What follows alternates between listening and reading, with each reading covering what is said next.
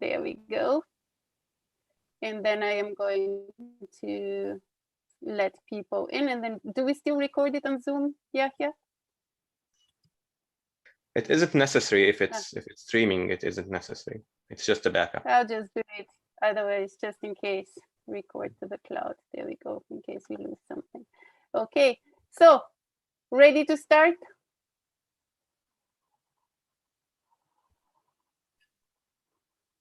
Off we go.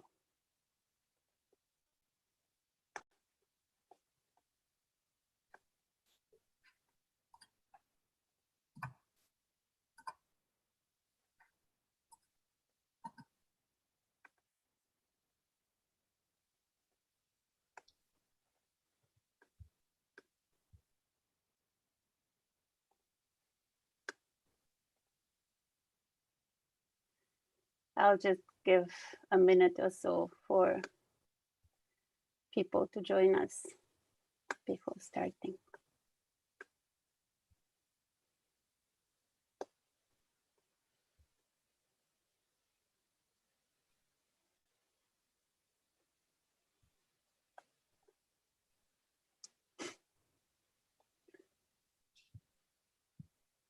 Hello, Yang. All right, let's start. Hello, everyone, and welcome to our Infrastructure for Fragmented Cities webinar series. Today is the last session of INFRA Plus. My name is Dr. Dilyana Josifova. I am a senior lecturer in urban studies here at the University of Manchester, and I will be chairing the session today. Before I introduce our three speakers, I'd like to briefly thank the GCRF and the University of Manchester for making it possible to hold this event series. The overall aim of INFRA Plus is to think through infrastructure and infrastructural transformations in the global south, in East and Southeast Asia, Africa, South America, and the Middle East. The webinars have been decisively inter and transdisciplinary with scholars from architecture, human geography, development studies, sustainability studies, and a whole range of other fields. INFRA Plus has featured colleagues who work on infrastructure, on sustainability, transitions around the world. Some of them I know very well and have had the pleasure and honor to work with. And Professor José Oliveira, who is here with us today, is one of them. So I'm very grateful that he can join us. Please note the webinar will be recorded. Recordings will be posted on the INFRA Plus and SAS INFRA websites. Attendees will be able to participate through the chat. So please don't be shy. If you have questions, do type them into the chat, and we will, or question and answer box at the bottom, even better.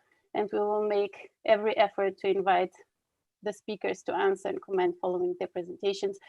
Just to say, you also can raise your hand and then we can invite you to speak, so you don't need necessarily to type. You can also simply ask your question in almost in person. And with that said, I'd like to introduce today's speakers. First, we have Professor Alison Brown, who is a professor at the School of Geography and Planning at Cardiff University.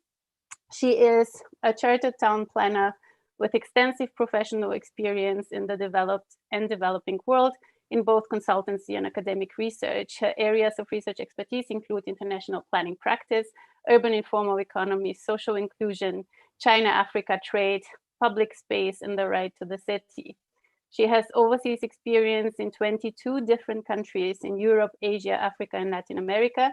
Currently, Alison is principal investigator for a major multi-country study of law, rights, and regulation in the informal economy. She's co-investigator for comparative research on microfinance regulation for the informal economy. She's, she's co-investigator to smaller research projects on street trade in Latin America and North Africa. Among her many other roles and responsibilities, Alison is, and there are many, but I'm just going to list here a few of those. So Alison is planning advisor to the influential global policy advocacy group Women in Environmental Employment, Globalizing and Organizing. She is a member of the steering committee of UN Habitat's World Urban Campaign and the urban planning advisor on DFID's technology, infrastructure, and urban planning resource center. So a very, very experienced, well, coryphée, if I may say, who really works across academia and has lots and lots and lots of practical experience as well. Thank you, Alison, for joining us today. Then next on will be Professor José Antônio Puppim de Oliveira.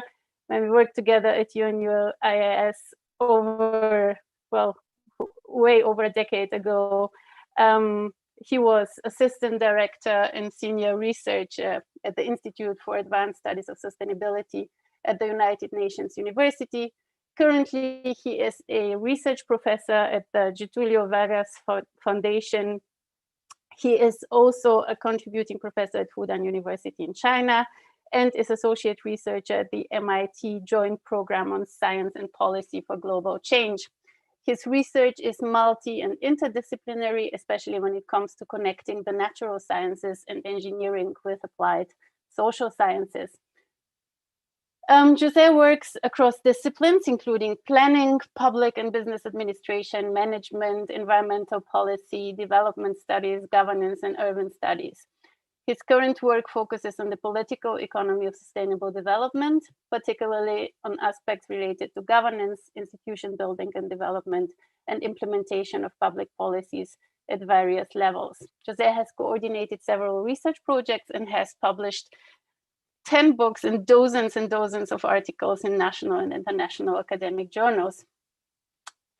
And then finally, we will have Professor Lyla Mehta and Dr. Tanvi Bhatkal. Lyla is a professorial fellow at IDS. She trained as a sociologist and has a PhD in development studies. Her work focuses on water and sanitation, forced displacement and resistance, climate change, scarcity, rights and access, resource grabbing, and the politics of development and sustainability. Her recent project focuses on climate change, uncertainty, and transformation in marginal environments and off-grid sanitation in urban areas.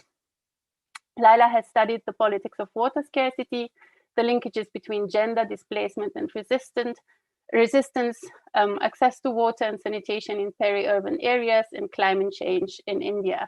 She has also worked on the politics of water management in Southern Africa and community-led total sanitation. She has engaged in advisory work with various UN agencies and has also been active in advocacy and activist work on gender, environment, and development issues with NGOs and social movements in Europe and India.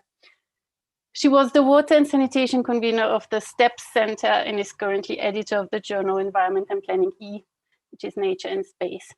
Last but not least, Tanvi is a postdoctoral researcher at IDS. She works with Lyla on the sanitation challenge in small towns in Asia and Africa. Her work takes an intersectional approach to examine the political economy and cultural politics of urban infrastructure and citizenship. Tanvi recently completed her PhD in geography at the University of Cambridge, where her work focused on the everyday politics of urban belonging at the intersection of gendered and minority rights in Mumbai. Through the lens of everyday life, she examined gendered negotiations of urban space and infrastructure and evolving constructions of community belonging and citizenship in the context of ethno-religious segregation. So once more, thanks so very much to all speakers today for agreeing to speak and to close the INFRA Plus webinar series with a bang. It is a delight to have you. Thank you. And without further ado, the floor is yours, Professor Alison Brown. Jana, it's such a privilege to be here and to be part of this really fascinating session. And I only wish that I'd had 2 hours over on the regular sessions, but I have looked at some of them and there are most amazing debates. So I'm very much looking forward to today's session. So I'm just going to go through the process of sharing my screen and then running the slideshow. So just give me a minute while this all happens, I hope. Right, sorry. and then just so that I can see my notes. So I think what has been fascinating about the INFRA series is that there have been so many different lenses. I've noted the right to the city lens of Dr. Heba Shoab, who looked at the Cairo Ring Road, discussing formalizing the informal from many of our African contributors. Well-being, your session on violence and infrastructure, both the violence of exclusion and the protests against exclusion, and issues of resilience and sustainability, and perhaps the more conventional questions of financing and management. But what I wanted to do today was to challenge a little, because we've looked at service provision from thinking about enhancing the welfare and well-being of urban populations. But what do we think about the people who work there? And this is a photograph I took on the Kitizi landfill site in Kampala, and there's clearly extensive recycling. So the research that I have done has been over a period of 25 years, as Delgana noted, particularly now looking at refugees and displacement, and it's detailed on the Informality Research Observatory at Cardiff University. But what I'd like to do today is to reframe the concept of infrastructure and ask three key questions. What if we consider infrastructure as a provider of urban employment? What can we learn from innovations in informal or insurgent infrastructure provision? And I'm sure Lyla will add to some of this when she's looking at off-grid cities. But how can we improve the quality of that employment and secure access to jobs in order to reduce urban inequality? And what I'm going to do today is first look at a theoretical framing and then draw on three case studies and then come back to these three questions to think about how we can address those and see infrastructure not just as providing services, but as sectors which employ many, many people in the global south. So let's just look at some key concepts. I first had to ask myself, what do we mean by infrastructure?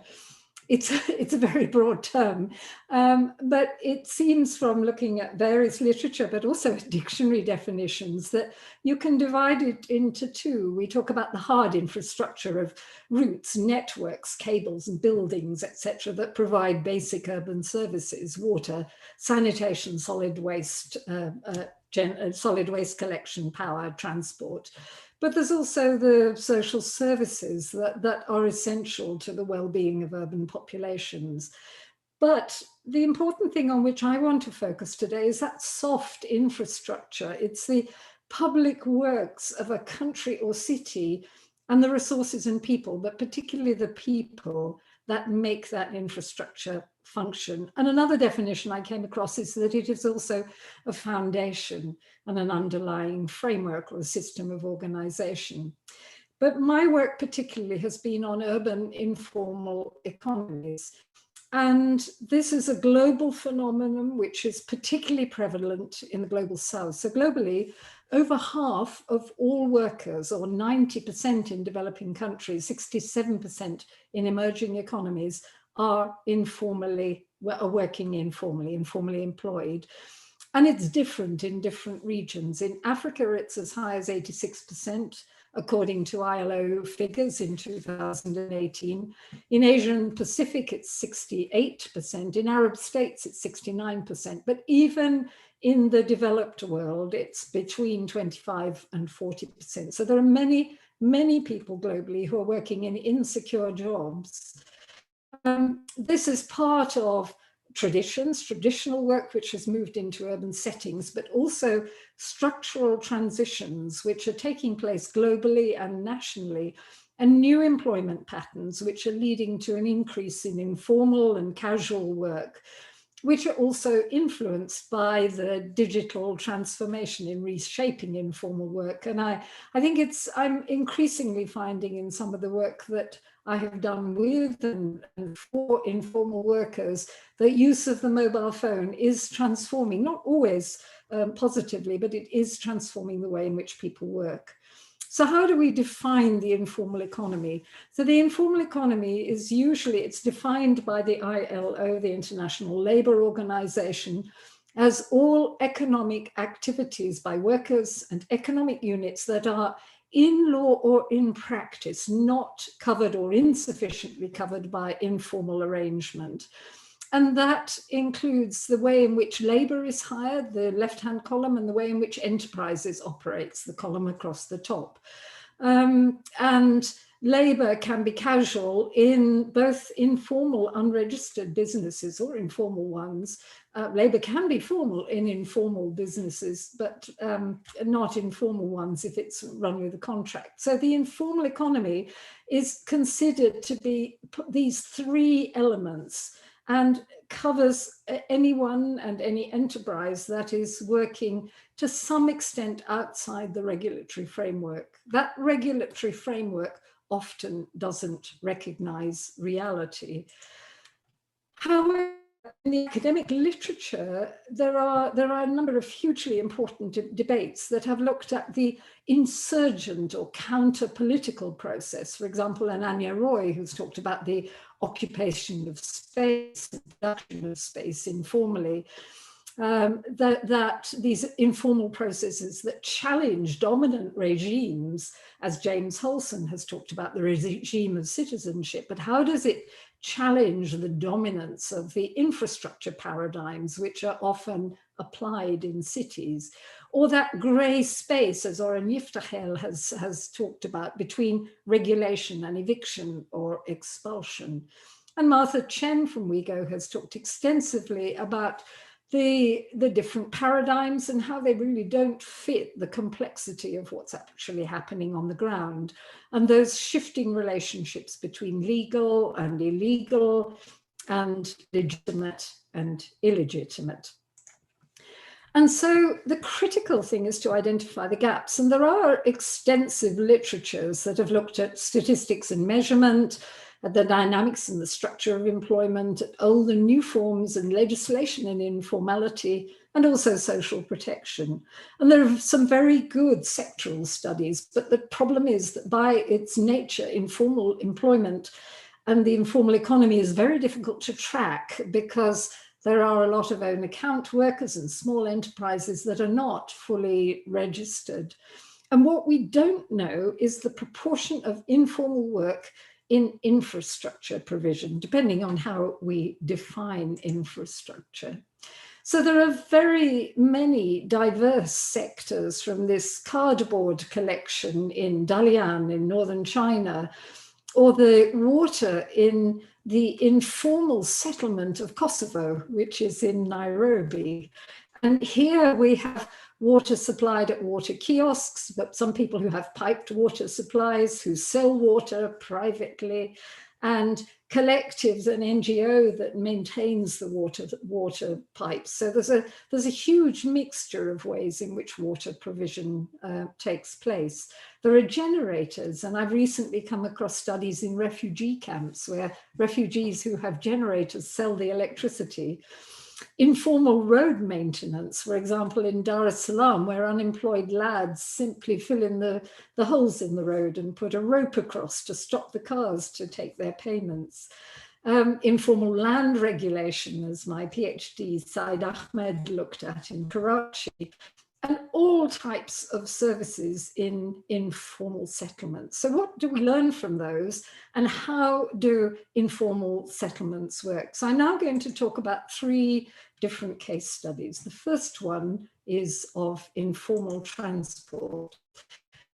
There's been a very significant increase of non-conventional transport in cities which are growing too fast and where the large-scale heavy-duty bus services or other networks do not exist or have been privatized and not successfully privatized. And it's been looked at fairly extensively by the World Bank, which argues that informal transport is demand responsive and maneuverable, so it's very flexible. but it has major problems in causing congestion and accidents and noise and air pollution, and it's also highly political.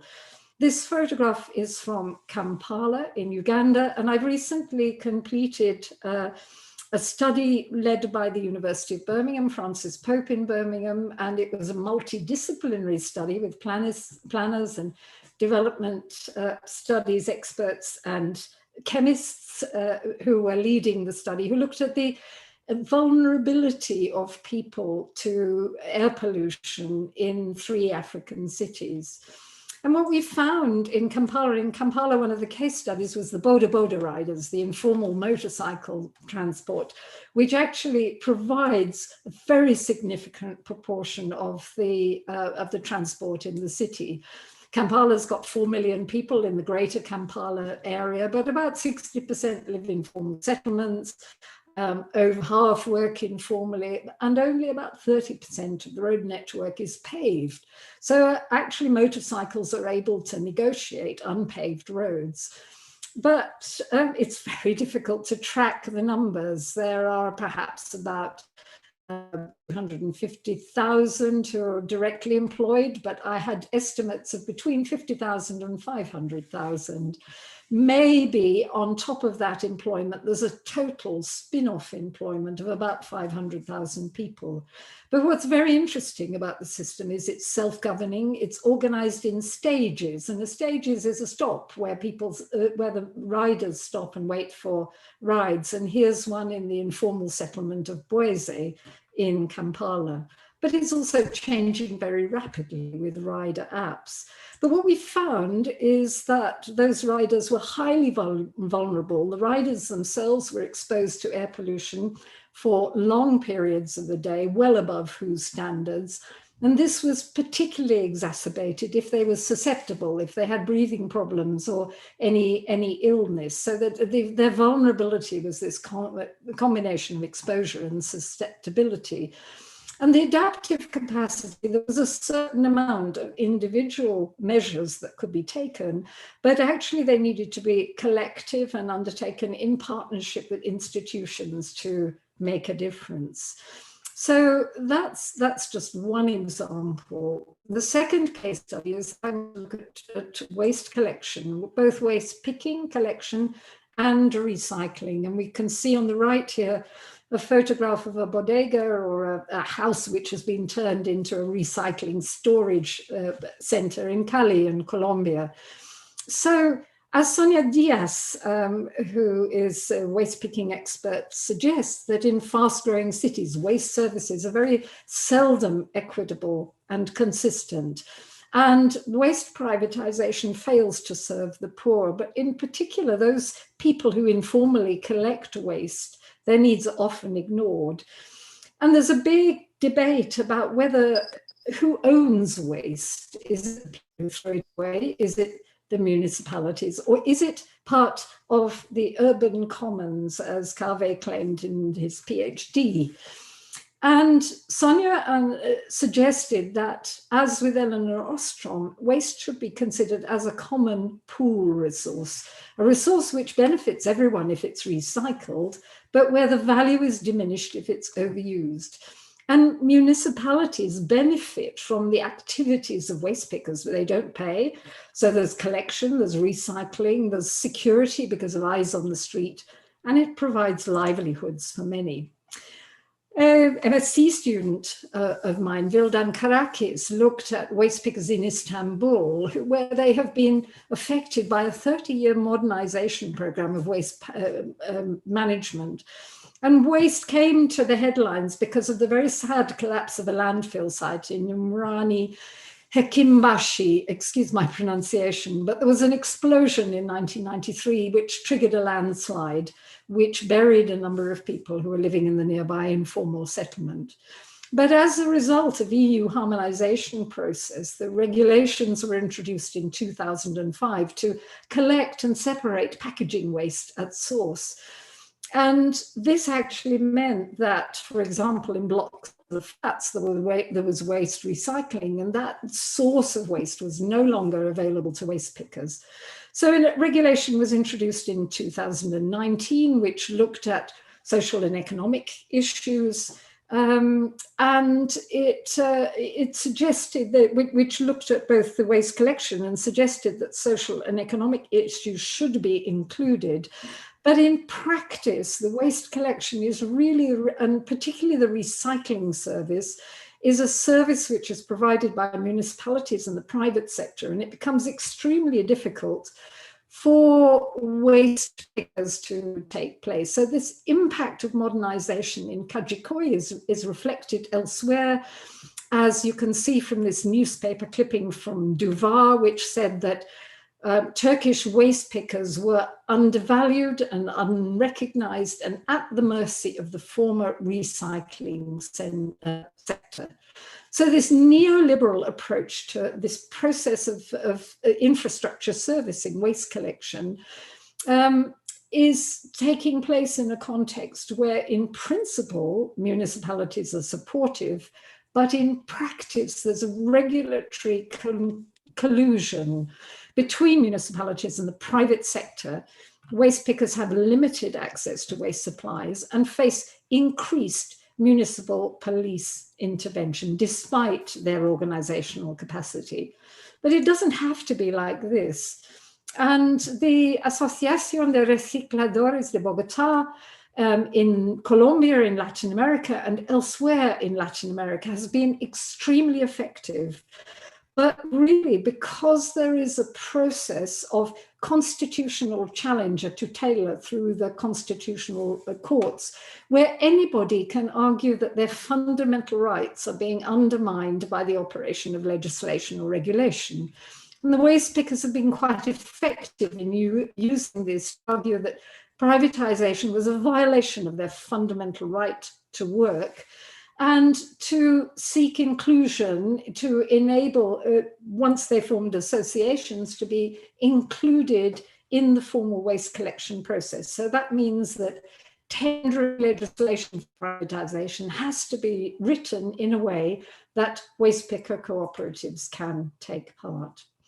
And in my third case study, I want to draw on the research from post-conflict cities and also more recent research on refugees and refugee economies. But this particular project was funded by DFID when it still existed and looked at economic recovery in post-conflict cities and urban crises and the informal economy. It took place in Cali in Colombia, Dohuk in Kurdistan, Hargeisa in Somaliland, Karachi and Kathmandu. And what we found is that there was very limited discussion of the informal economy in fragile cities. And it was very poorly represented in peace building and recovery literatures, particularly those by the UN, World Bank, etc. And the urban potential of post-conflict recovery was underplayed, particularly the role of small-scale operators.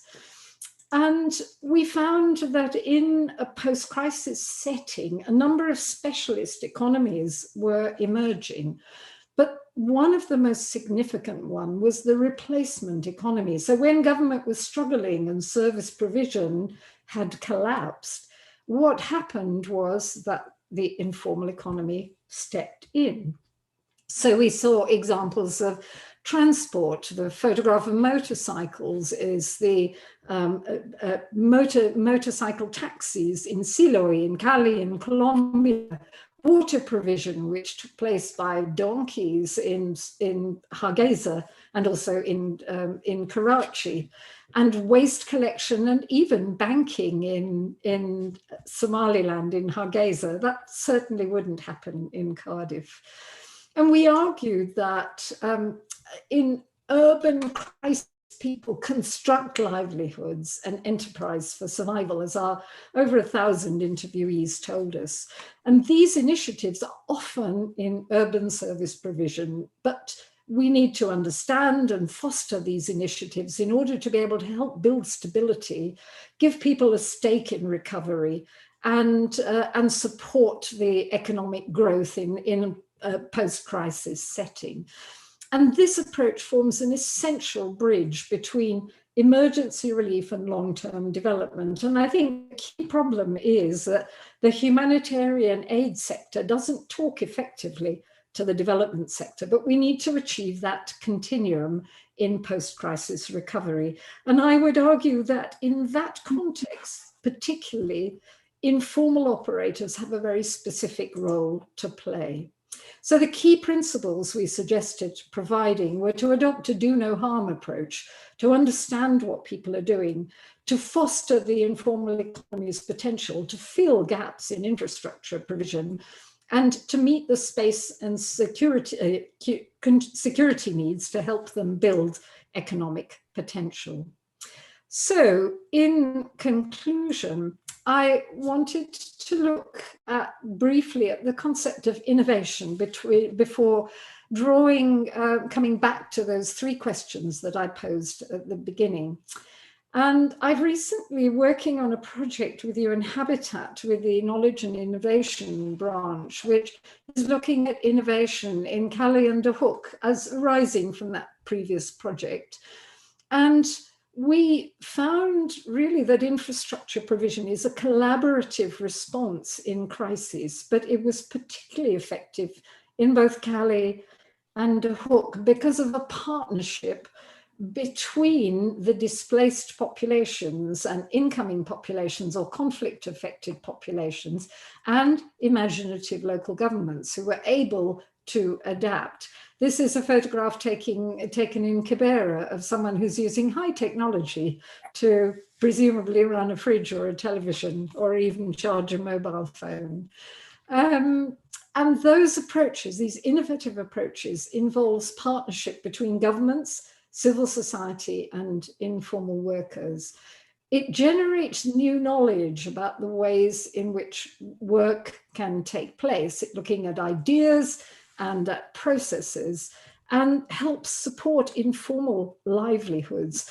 People who have jobs have more of a stake in the city, but many of the jobs in infrastructure are vulnerable and insecure. So how do we address those aspects of vulnerability? So just in return to improving human well-being and return to those 3 key questions, well, how do we look at infrastructure as a key provider of urban employment? First of all, we know that it's extensive, but it's underreported and under-recorded. And better understanding of the numbers of people involved in different sectors and what their role is would significantly help understand how this partnership approach is actually taking place on the ground. What are the innovations in insurgent infrastructure provision? And how can we foster that enabling municipality approach? Is it through worker organization, which appears to be key because it's very difficult for municipalities to work in partnership with a large number of individuals. So organization of different sectors is important. But the measures have to be sector specific. Very different working in waste picking from working in electricity supply or in sanitation provision, as these toilets in Kibera show. And there has to be an openness and willingness to learn, to understand that there is knowledge being generated on the ground. And I think what's quite exciting about this agenda is that we can both improve employment and reduce urban inequality. So in that example from Bogota, waste pickers who had joined organizations were able to form contracts with the city government, which enabled them to have a cash card and draw a regular salary and then be paid additional for the amount of waste that they had been collected. And that improved working conditions. So the organizations found ways to sponsor masks and to provide proper sorting facilities, improving the security of jobs, reducing vulnerability, providing better livelihoods for the workers, but also better services for often underserved urban populations. And we've had debates about local food, but is this a new localism in urban infrastructure provision. And so just finally, a couple of thoughts. I've talked mainly about basic services of transport and water and waste collection, but there are many, many other services. This was a photograph that I took in Kosovo, the settlement of Kosovo in Nairobi. But I think in all these sectors, it's important to think about the soft infrastructure, the people and the resources, in order to improve working conditions and reframe the concept of infrastructure provision. So thank you for that. And I see we have one question, but shall we leave that till the end, Deljana, in the question and answer? I would suggest leaving that to the end, but I'm sure there will be plenty more. I myself have quite a few questions, but let's leave those to the end so that we can discuss. It's very, very. Thank you for very interesting talk, Alison. I will not say anything now. I will move on to José and invite José to the floor. But yeah, I do have questions, and I look forward to the discussion at the end. José, the floor is all yours. Thanks again, Alison. Thank you, Deliana, and nice to meet all my colleagues in the panel. I hope you're going to have very interesting discussion on infrastructure, because my presentation also is infrastructure innovation, and I'm going to share with you my screen. I hope you can see it. My name is José Puppim de Oliveira. Then I said I work for Getulio Vargas Foundation, that's FGV, that's a think tank in Brazil. We do also offer social science degrees. And I'm going to talk about this project I'm leading called Understanding Innovative Initiatives for Governing Food, Water, Energy in Nexus in Cities. I give a little bit of background in the beginning, and then I'm going to talk more about the project, some of the findings, and I'm going to mention some of publications, mine and for other people. If you're interested, please contact me. I can send the publications, but you can find most of it in your library. Now, as I said, I work for FGV. That's interesting because you are a think tank, you are not a university. And I do most of the time try to link the academic work with practice. And besides, you have 2/3 of our researchers actually are not teaching, they're just doing research, what's called applied research. And you do a lot of economic and social indicators, and as well as do a lot of consulting and training for government and the private sector. Just to start a little bit with background to, I know there's very diverse audience. I'm not be simple in the beginning, but later on I'm going to move more towards the discussion on food, water, energy, Nexus, but I need to give you some of background, as many of you may not be totally familiar with the discussions. But the main thing is kind of how you fit the sustainable development goals in what called planetary boundaries. And you're going to see later the importance of cities in this context. But my main question, more broadly, my research is how the current research, how to link those two.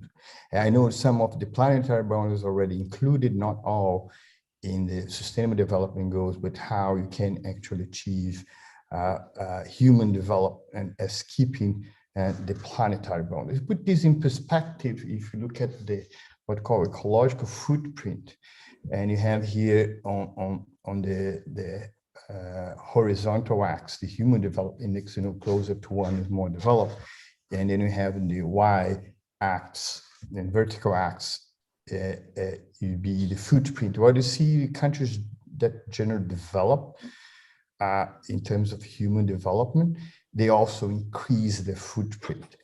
And the countries that are underdeveloped, in general, they have a low footprint. And then the big question is exactly how you find ways to, countries that already have high footprint and that develop, that keep their high human development standards, but at the same time reduce their footprints. And at the same time, the developing countries, the countries that are poor and allow human development index, they move to high human development index without actually increase the emission. It means they don't follow the paths of the rich countries. And this is a big challenge, because exactly, I think the interesting thing about the Sustainable Development Goals, there is no developed countries and developing countries. All are underdeveloped, because the countries that actually achieve some of the SDGs, they did not achieve the others, and vice versa.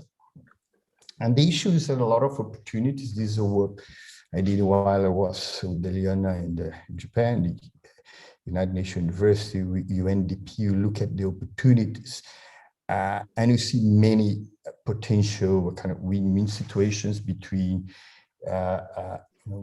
investments in some of these more green infrastructure, at the same time as keeping economic development, particularly for concerning developing countries, a huge opportunity. Things how you actually make these attractive and how you innovate to make it happen. And why cities are important in this context? Since most of the population now is urban, and also an interesting thing about urbanization, that's people also change lifestyles, and in general they demand more material consumption that in rural areas, not on spectrum, but most of the cases urbanized, particularly developing emerging economies. And also, we have 1 billion people to move to cities in the last 20 years, and you have another billion moving to cities in the next 20 years. I mean, it has a huge pressure on resources as people urbanize, and you have impacts that broader than only the local impacts that within cities, and cities are the major drivers of, I would say, global change, particularly global environmental change, climate change, biodiversity loss, all coming from the pressure from feeding cities and also provide water, energy, and as we're going to see later on, these huge impacts caused by this urbanization process. How you better govern it is one of my concerns in terms of research. And most of these in the next years is a little bit old, but that hasn't changed much. In around 90% of the increase in emissions production side, I would say, coming from cities in developing countries. I mean, the city in developing countries are those, many of them, you said on the graph on the left, that graph will show you there's still low emissions, and then these emissions are going to increase as they urbanize, but also they get richer at some point. And you see some work that actually, as you say, GDP per capita, CO2 emissions, and urban emissions are very correlated. But if you look at more closely, you see that actually urbanization is more correlated with emissions than GDP per capita. It means two countries with the same GDP, the per capita, the country that's more urbanized is going to more likely to emit more CO2 because these concerns about the urbanization per se, that's different from actually only income. And an interesting thing to see that some cities doing this study in developing countries, emerging economies, they already emit more per capita than cities in the rich countries. Like, for example, cities in India, like Shanghai or Beijing, they emit more than Tokyo, for example, has a per capita income 2 or 3 times more. It means you have huge change in the way you look at the drivers of the emissions, instead of seeking north, south, and be more like urban and rural. And you look at the climate change, try to better understand, you have things that you know better. I see on the top is kind of less complex, I would say. Things you'll know more better, like energy, transportation, renewable energy cause less emission that coal, thermal power plants. But as you move down, you know less about these things and less governed. and as you get to what in the bottom, what you say, the green agenda issues, that's consumption.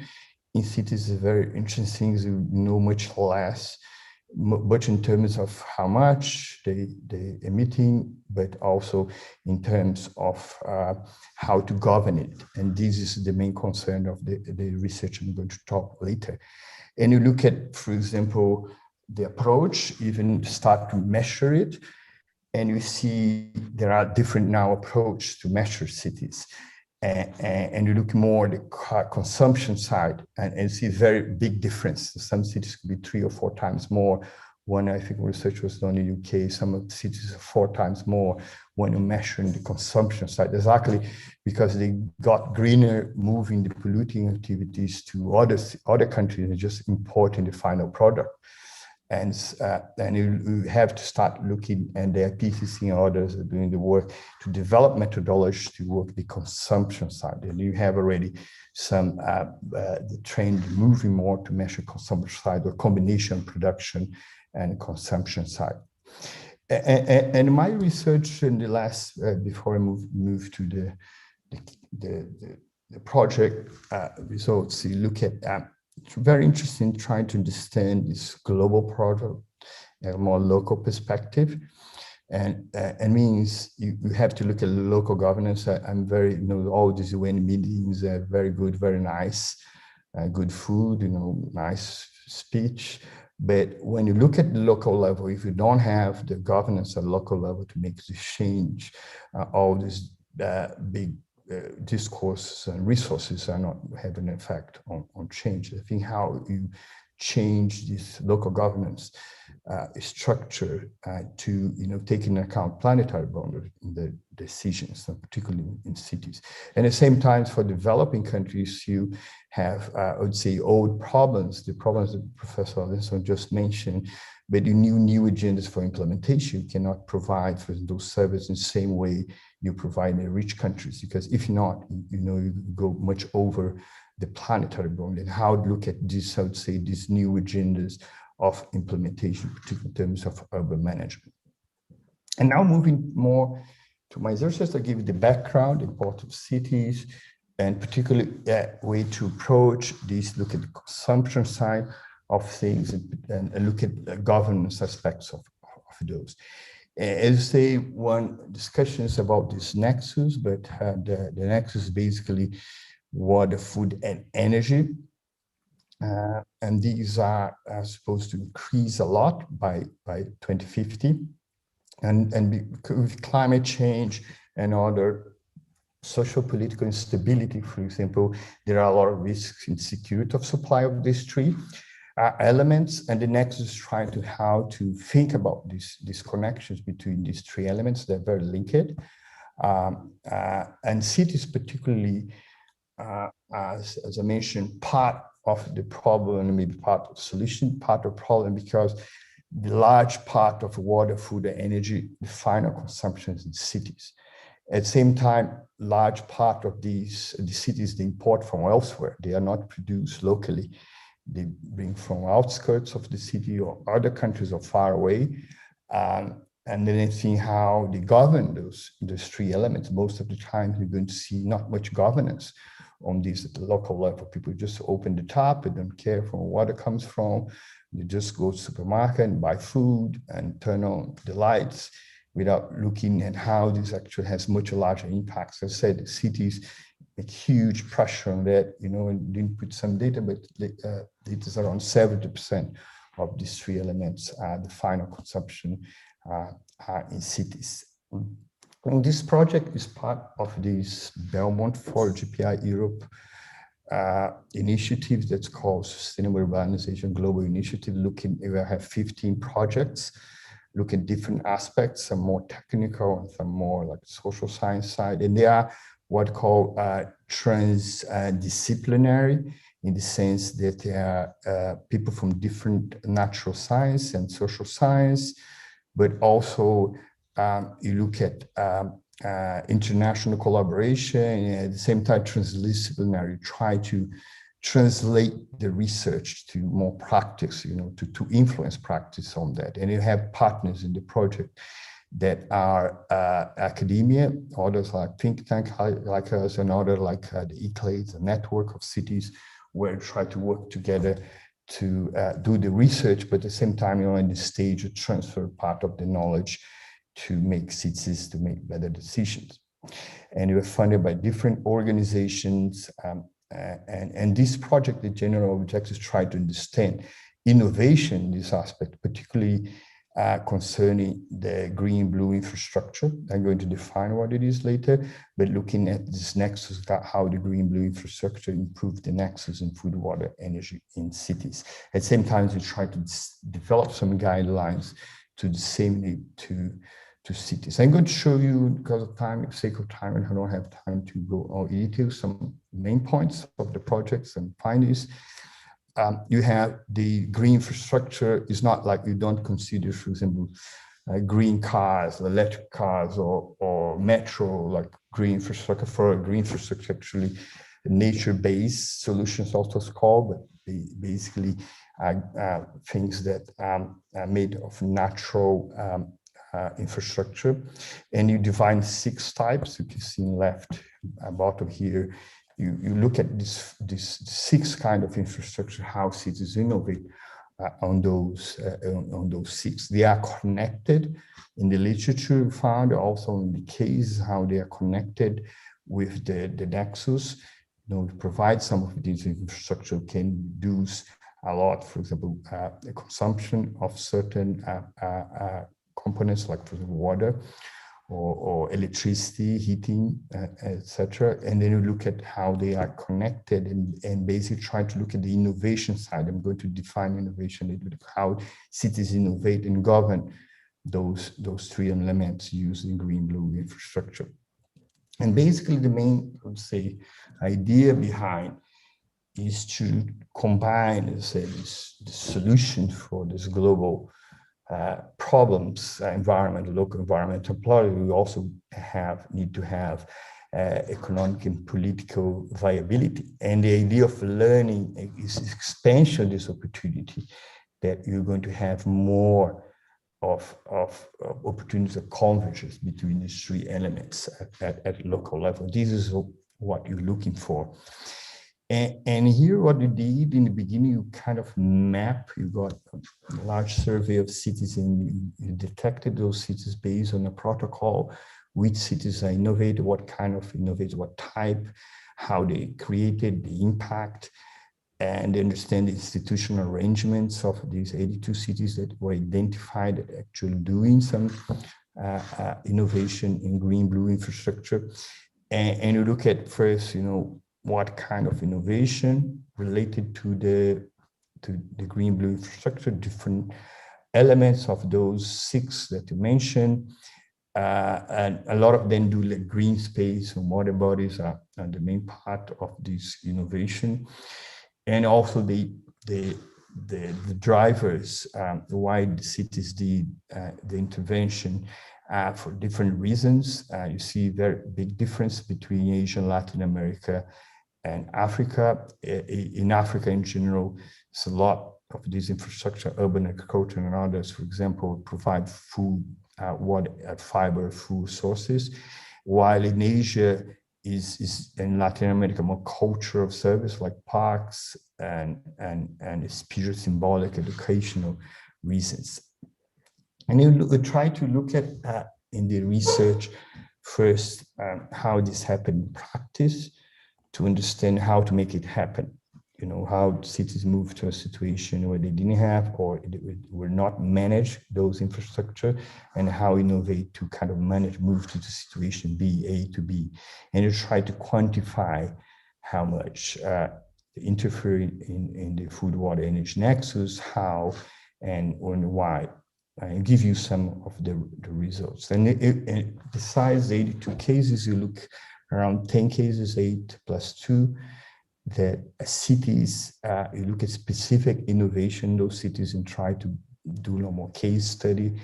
And we were supposed to do field work, but we didn't have opportunity because of the COVID, but we did a lot of work remotely, interviewing, also support ICLAID to talk to people who are involved in those innovations in these cities.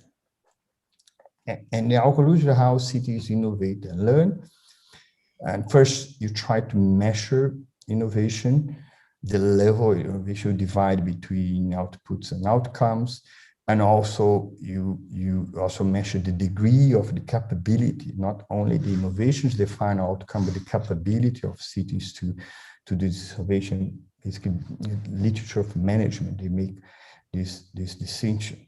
And the idea of innovations is just could be copy different levels, just copy or new approach, new to the world. I'd say you don't take the traditional approach on innovation to be R&D and patents, and this cities are different, but you look at different kinds of innovation. But at the same time, the capability of the cities to do some very basic things, new to the city, copy from other sector, new to the country, and say new to the world. You look at these levels of capabilities, 1 to 3, and look over time in those cases, how cities move between those levels from 1 to 2 to 1 to 3, and look at what are the learning mechanisms. And first you look at innovation capabilities. You define the 3 kinds of capabilities. Those manage technology, this is soft skill, and managerial operational. Just give you like land development, like the technological part,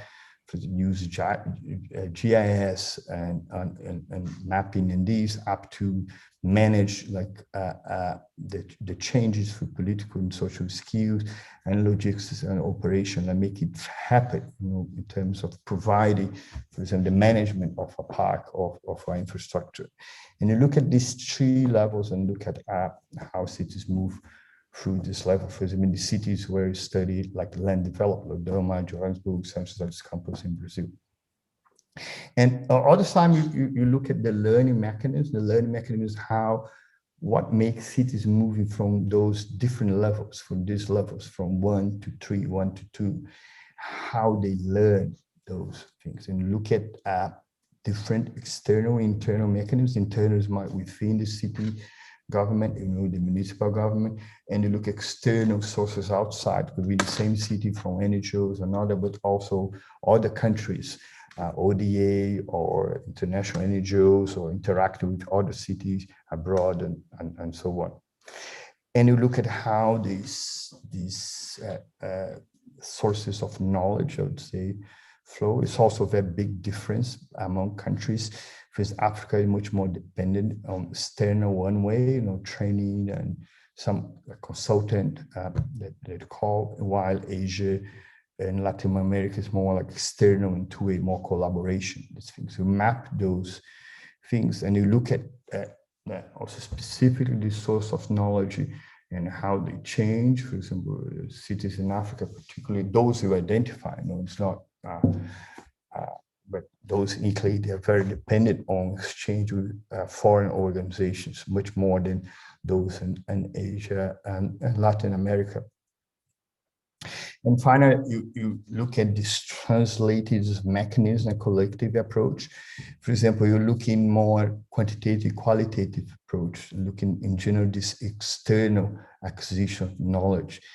A much more efficient sectoral diversity when we have different sectors, when for cities, government collaborate, private sector, or with NGO.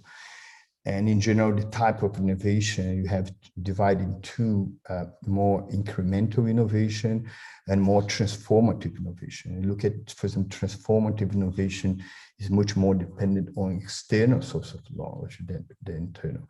And the same incremental innovation is very important in the change administrative routine and more dependent on internal knowledge, coordination between sectors in the city, so on. And you have these more detailed, this is kind of writing up those findings. And also the next steps, you would develop a guidebook to with ICLEI to disseminate to cities in the ICLEI World Congress. And also other opportunities you have to training the city sessions that are going to start in September.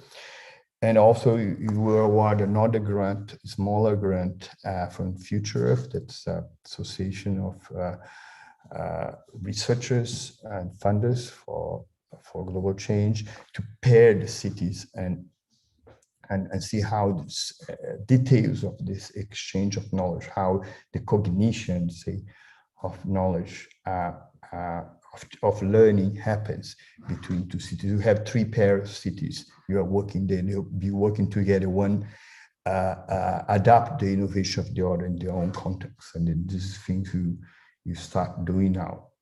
And finally, this just main points. I'm not going to give you the presentation, but you will find out this first, in all cases, you find very little leverage of cities in these three elements. It's fundamental elements for human development cities, but the cities, they don't govern much this. And a lot of times higher levels of governments or private institutions that develop this. And then also innovation that goes beyond technological innovations, and a lot of social, how we organize, and also not innovation high tech. You don't need to rocket science to solve those problems, basically make things more widespread in use of certain technology. And also go beyond organizations in general. A lot of these innovations in cities, more than one organization, very different the studies of innovation from, for example, the Sprue kind of work, the colleague from Sussex, and looking more firms that more evolutionary work, sees other organizations are important, and go beyond economics. And the important part is in interaction. You see this exchange of knowledge as is fundamental. It's very under-researched actually in the literature. Look at how this exchange of knowledge have how different kind of mechanisms like change and the effects of this mechanism, the last part I showed. And finally, also public policy can nurture, but also can hurt some of those innovations. Not always public policy help it. You see Prof. Alison in the informal sector, at the same time, a lot of time public policy more hurt than help solve the problem. And the challenge is more finish is to this kind of research, and being already more than 2 years, is availability of data is very difficult. Even the definition of urban is very different among countries. You don't have the same definition. And some cities, they have no data at all, but the cities in developed countries, they don't even know how many people live in the city. And you ask, what's per capita consumption of water, and they have no idea. And you have to estimate a lot of these. Difficult to find these three relations in three, the food, water, energy, there are 2 of them. You found the modeling part was to find the impacts of GPS much more complex than you thought initially. You're trying to put some effort on these and to wrap up these in what expected. And now this challenge to translate these concepts, ideas, in something more useful to cities, the part you are now into. December is the last part of the project, translate the knowledge you generate in something more applied. And also like more project challenge to work with partners around the world remotely was a big challenge for me, but a lot of learning as well. And that's it. Thank you for your attention, and I'll be glad to answer questions and articles, information if you're interested. Thank you, Dejana, back to you. Thanks very, very much, José, for this very insightful and dense presentation. I think there will be a lot of questions. A reminder to the audience, if you do have questions, please do type them into the question and answer box, and then we will take these following our last presentation of today, which is going to be by Professor Lyla, Mehta, and Dr. Tanvi Bhatkal. And the floor is all yours, Lyla and Tanvi.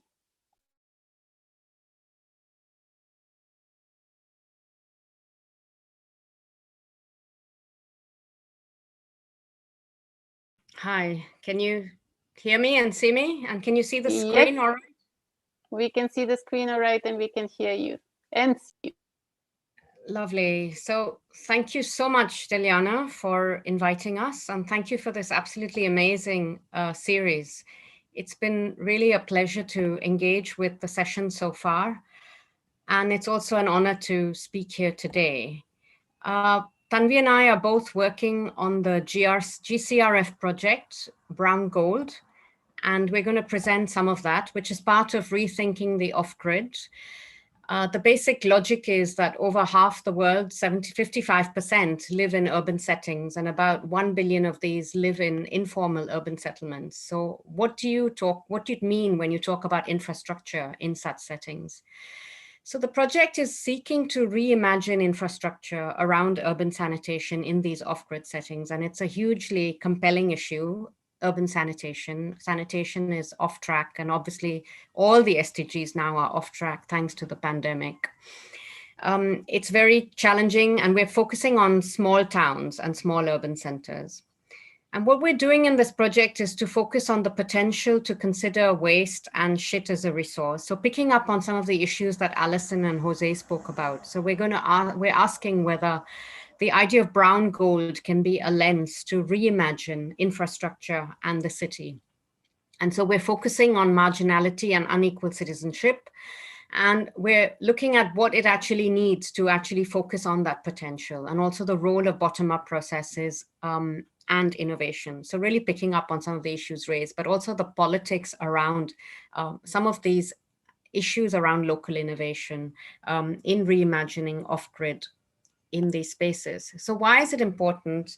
Anybody working on water and sanitation know that we're talking about deep water and sanitation injustices, and you just see them laid bare in urban planning. And Jane Jacobs' quote is really good. There's a quality even meaner than outright ugliness or disorder, and this meaner quality is the dishonest mask of pretended order, achieving by ignoring or suppressing the real order that is struggling to exist and to be served. So we're talking about almost in some cities or in some spaces, 50% of the population that is struggling to exist, to be served, or even to be recognized. We're talking about sort of groups of people that are invisible. And these are off-grid settings. Marginal and vulnerable people are unconnected to formal services, and there's inadequate or unsafe provision. And often the framing is around scarcity of land or finances. But of course, the lack of access is due to a wider political economic process and also political decision-making that renders poor residents to be non-citizens or citizens that don't count. So a sanctioned discourse of scarcity and infrastructural norms perpetuate these exclusions and unequal experiences of citizenship. And this is particularly true in off-grid settings, which are unconnected to centralized systems. And because of the way things are going in urban development in many parts of the global south, they're likely to be so in the foreseeable future. So what is the challenge of off-grid infrastructure? And here I'm talking about infrastructure in conventional terms, in terms of access, water and sanitation. So we all know the statistics around the SDGs. So these are some of the statistics you have about the billions that lack access to safe drinking water and sanitation, but also the fact that that really matters. And the pandemic has really highlighted the importance of investing in public goods and also the key role of WASH in saving lives. And in particularly, the pandemic has spread a lot in urban settings and in informal urban settings also. So the lack of WASH and the lack of access there really matters. And here are some of the statistics about how they really matter. So how they matter for gender justice, for social justice, also the returns that you have in terms of not just working days and millions of days for girls, but also in terms of improving health and productivity. And of course, we know that the future is urban. Half the world's population is already urban, and most of them, and half of this lives in small towns with populations under 500,000 people. And it's estimated that 2.5 billion will migrate into urban areas. So this places these small, rapidly growing urban centers at the center of growth and development. So this makes safely managed sanitation one of the world's most compelling challenges, because in a lot of these settings, you have a lot of problems around waste, around lack of fecal sludge management, and there's no centralized or this network ideology. So the network ideology is increasingly being questioned. The network city ideal has been central to urban planning, of course, but it's unrealistic for most parts of the world. And the capital intensive and centralized nature of conventional system has limited ability in many of these rapidly growing centers. So what we're talking about is actually a kind of sanitation divide, both within big cities and also between big cities and poorly served small towns. Also, toilet coverage has increased very rapidly, as we've heard in some earlier webinars in this series, the ones on South Asia, for example, the fact Amita Bhide and others spoke about how toilet coverage has increased very rapidly in urban areas. But still you have a huge problem of exclusion of the poor for a variety of reasons. And this could be because of poor or unsafe excreta disposal, inadequate fecal sludge management, or lack of infrastructure for sewage and wastewater treatment. And of course, there are lots of gender, class, caste, racial, and other exclusions in relation to sanitation. Now, I've done quite a lot of work in the past on sort of peri-urban and off-grid spaces, and we all know, and has been mentioned earlier by others, that these off-grid spaces are locked in administrative and jurisdictional ambiguities. And they're also locked in this conundrum between legality and illegality. So this kind of highlights the limits to this idea of the bacteriological city. And also the huge risks that come through neglecting these spaces. So I guess what we're doing is really trying to focus full on these compelling challenges. As we heard from Alison, these are not just groups excluded from infrastructure or water and sanitation, but these are also service providers, and in terms of very high risk, poor quality sanitation facilities and infrastructure. For example, in India, you have the manual scavenging. Even though it's prohibited, it still continues. It's caste-based and it's systematic discrimination that goes on generation by generation. And one sanitation worker dies almost every third day. So we just need to really recognize these challenges. And so the future is probably not one of network systems, but rather one of sort of infrastructural archipelagios, as Alan and al. Have said. So this kind of offers to bridge the growing gap between everyday practices through collective action, as well as sort of large infrastructural planning that is state-based. So, I mean, we all know that sanitation is now pivotal. It was the last taboo, but that's been broken in the last 10 years. There's been a huge impetus in terms of toilet coverage, but it's still very, very critical. And I think what's happened is that the focus has been on the visible aspects or on actual physical infrastructure, the toilets, or the visible aspects of being on grid in terms of hardware, toilet construction, even treatment systems. But one hasn't really address the invisible and dangerous aspects of being off-grid, and that's the focus of our studies. So these are sort of the invisible and powerless people who are denied their basic rights, the invisible flow of dangerous pathogens due to poor toilets and improper fecal sludge management, drainage and containment, and water contamination. And a lot of poor residents, migrants, low caste individuals, landless people, scavengers are caught between these on and off grid dynamics and are the worst affected by the hazards of shit and wastewater.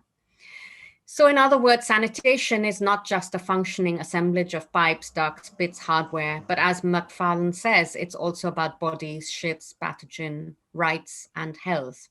And so infrastructure is not just a technology, but we draw on socio-technical approaches that view it as a complex network with wider socio-political meanings.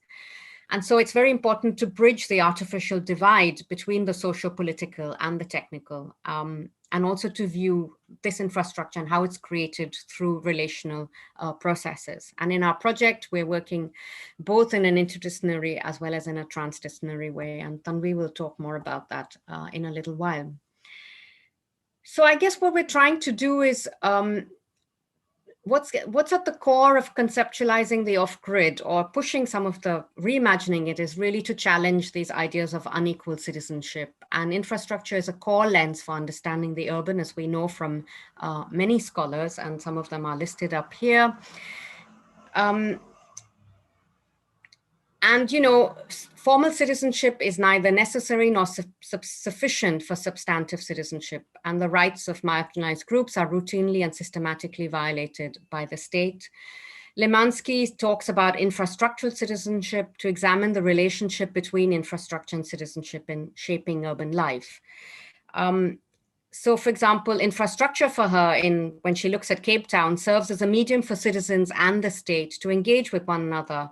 And in that sense, both citizens and the state criticize the infrastructure-based inactions of others through discourses of citizenship.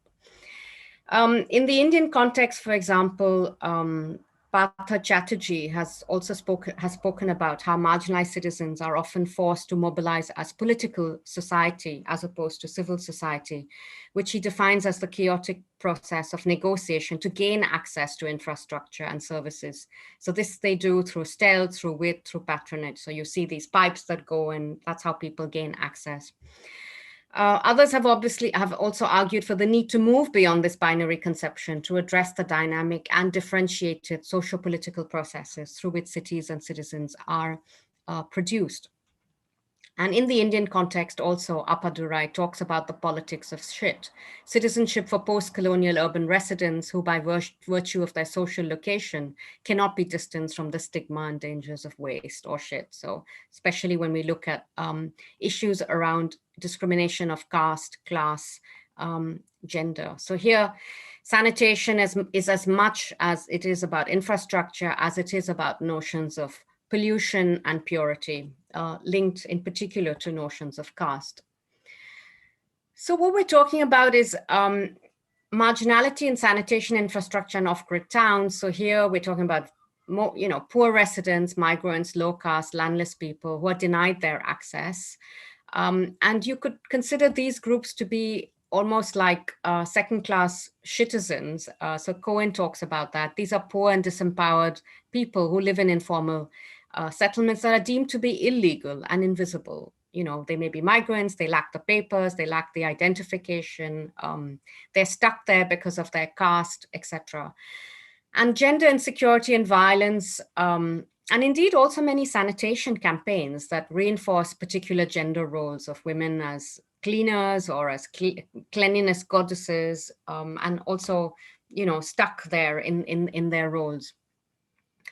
And these spaces often face other environmental challenges. So you have poor quality housing, vulnerability to flooding, illness, and eviction. So I think here environmental injustices as well as violations of human rights often go hand in hand.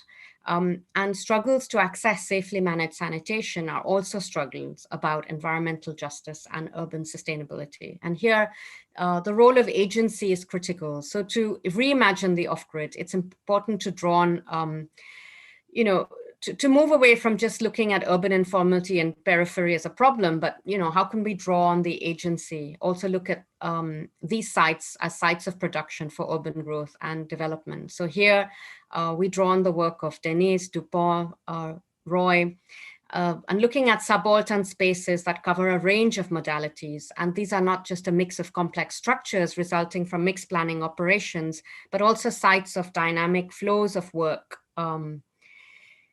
and innovation, as we'll talk about in a minute, because that's sort of what our focus is. Now, a lot of these discourses are legitimized by debates of scarcity. So discourses of scarcity have produced intense global and local political contexts, and a lot of austerity politics and policies have restructured the public-private dichotomy and eroding the capacity of the welfare state to provide basic services. So you have privatization even in slums. I think you've had people talk about this, about all the different corporates also entering these spaces and competing with each other. And framings of scarcity have produced new partnerships and configurations of public, private, and other actors, providing opportunities for efficiency and growth. Now, that is also around waste, and we'll talk about that with respect to the circular economy and what that means. And I've spent a lot of time looking at the politics of scarcity and how this contributes to exclusion and lack of access around wash and other resources in urban areas, peri-urban, and in small towns. And here is a good quote, just in terms of contemporary scarcity politics, governments, the arguments go, have to cut back because they simply don't have money. But this concept of scarcity is used to legitimize a capitalist economic system that enriches the privileged few as it impoverishes and humiliates everybody else. Now, the right to sanitation has been recognized a little later than the human right to water, but nonetheless, it's been around for about 10 years, and it entitles everybody without discrimination to physical and affordable access to safe, hygienic, secure, socially and culturally acceptable sanitation. And the right to sanitation is linked to rights to water, to food, to gender equality, to health. But often, you know, in the international campaigns and the impetus around sanitation that we've had in the MDG and the SDG era, it's largely been on toilet construction. And in many contexts, it has neglected wider gender justice issues. It's neglected manual scavenging, the rights of sanitation workers, etc. And as I've said before, it's very important to look at how environmental injustices as well as violations of human rights go hand in hand, and how these matter or not to urban sustainability. So I'll give you an example of this Clean India mission, which, you know, has been made out to be a big success, but in reality, it's very interesting because before the counting and the statistics changed, India had about 600,000 open defecators, and suddenly from one year to the next, you know, open defecation was removed under the current regime of Narendra Modi. But there's been a lot of criticism about this idea of open defecation-free India, and also some of the perversities that have happened around toilet construction. And here is an example over here around how rural people still lack access to improved sanitation, even though now officially, you know, India seems to have won the sanitation challenge. And it's, you know, the Bill and Melinda Gates Foundation have been providing a lot of support to technological innovation around toilets, and they gave Narendra Modi the award, the Goalkeepers Global Award, in recognition of the sanitation and hygiene program of Clean India. And some of us actually, you know, signed a campaign, did a letter protesting about this, because, you know, while there had been lots of efforts made by the Indian government in tackling the sanitation crisis, it was a very particular definition of toilets, of infrastructure, you know, just the hardware, not really looking at a whole wider issues there. And also a big gap between rhetoric and reality in terms of the achievement of sanitation. Not just do you have open defecation, which still prevailed, but also lots of problems concerning sustainability and equity. But also what's really concerning was to award an award to somebody with such a bad and, you know, such a terrible human rights record and divisive politics. And also that's really emerged now in the pandemic in the last few years. So if global people like Gates and others provide awards to such people, it sort of legitimizes and emboldens leaders such as Modi to intensify their divisive politics. And also it promotes a very flawed understanding of a successful sanitation program and campaign. As I said, you know, largely focusing on the hardware, not even bothering about whether that hardware is used. So I now turn to the idea of wastegate. So we are actually looking at waste as a potential resource. And so we're looking at you know, the whole notion of wastewaterscapes. So water quality issues cannot be just solved by objective science or by implementation of water pollution, but we really actually have to look at knowledge politics. We've got to look at human agency. We've got to bring together all these issues together. And so trying to bring together bodies, ways, places, people, political economies, cultural politics, to really try and reimagine this idea of waste. And Tanvi will talk a little about how we're building on this notion of the circular economy, but also taking a critical social science perspective to it, to look at the politics of it, not just looking at efficiency in a very bland way, but to But to look at, you know, not just capturing value, but, you know, what it means in terms of addressing questions of unequal citizenship, marginality. So it's really important. So there's no point building toilets if we don't really bother about where the waste goes, where the excreta goes, where the wastewater goes. And about 5 billion people are expected to be served by on-site sanitation by 2030. So excreta will be stored on the plot. But what is actually happening? So I think that's something that really needs to be looked at. And as our previous speakers have said, sanitation waste is both a challenge, but also a resource opportunity. And so just before I hand over to Tanvi, we're building on this idea of subaltern urbanism, because the small towns are at the bottom of the urban hierarchy, but we can't just see them as neglected and invisible spaces. But can we also look at the political agency of subaltern classes within these areas? So they are sites of unequal access and rights violations, but these are also dynamic spaces of political and social agency, to build on Roy, or entrepreneurship or jugaad. So we look at relational, social, political, ecological, economic, and technical processes which shape these sanitation infrastructures, both as a means of marginalization, but also as a source of innovation. And so this is this idea of brown gold. So here you have these, this is in Lusaka. This is in Kanyama. And they recycled shit, they reused it and created these sacks, and it's potentially brown gold. But of course, there's lots of challenges because these sacks were just sitting there and they really needed to access a market. There were all sorts of challenges around acceptability, etc. So it's also this question about capturing brown gold, capturing the wealth, nutrients and organic compounds that are in fecal sludge, and the potential to enhance local livelihoods. But what does this really mean in practice? And this is sort of what we're looking at in our project. And now I hand over to Tanvi. Tanvi, are you okay to share your screen at your end? Yes, I'll do that. Thanks. Yeah. Okay. Sorry, I'll just need a second to move up the file.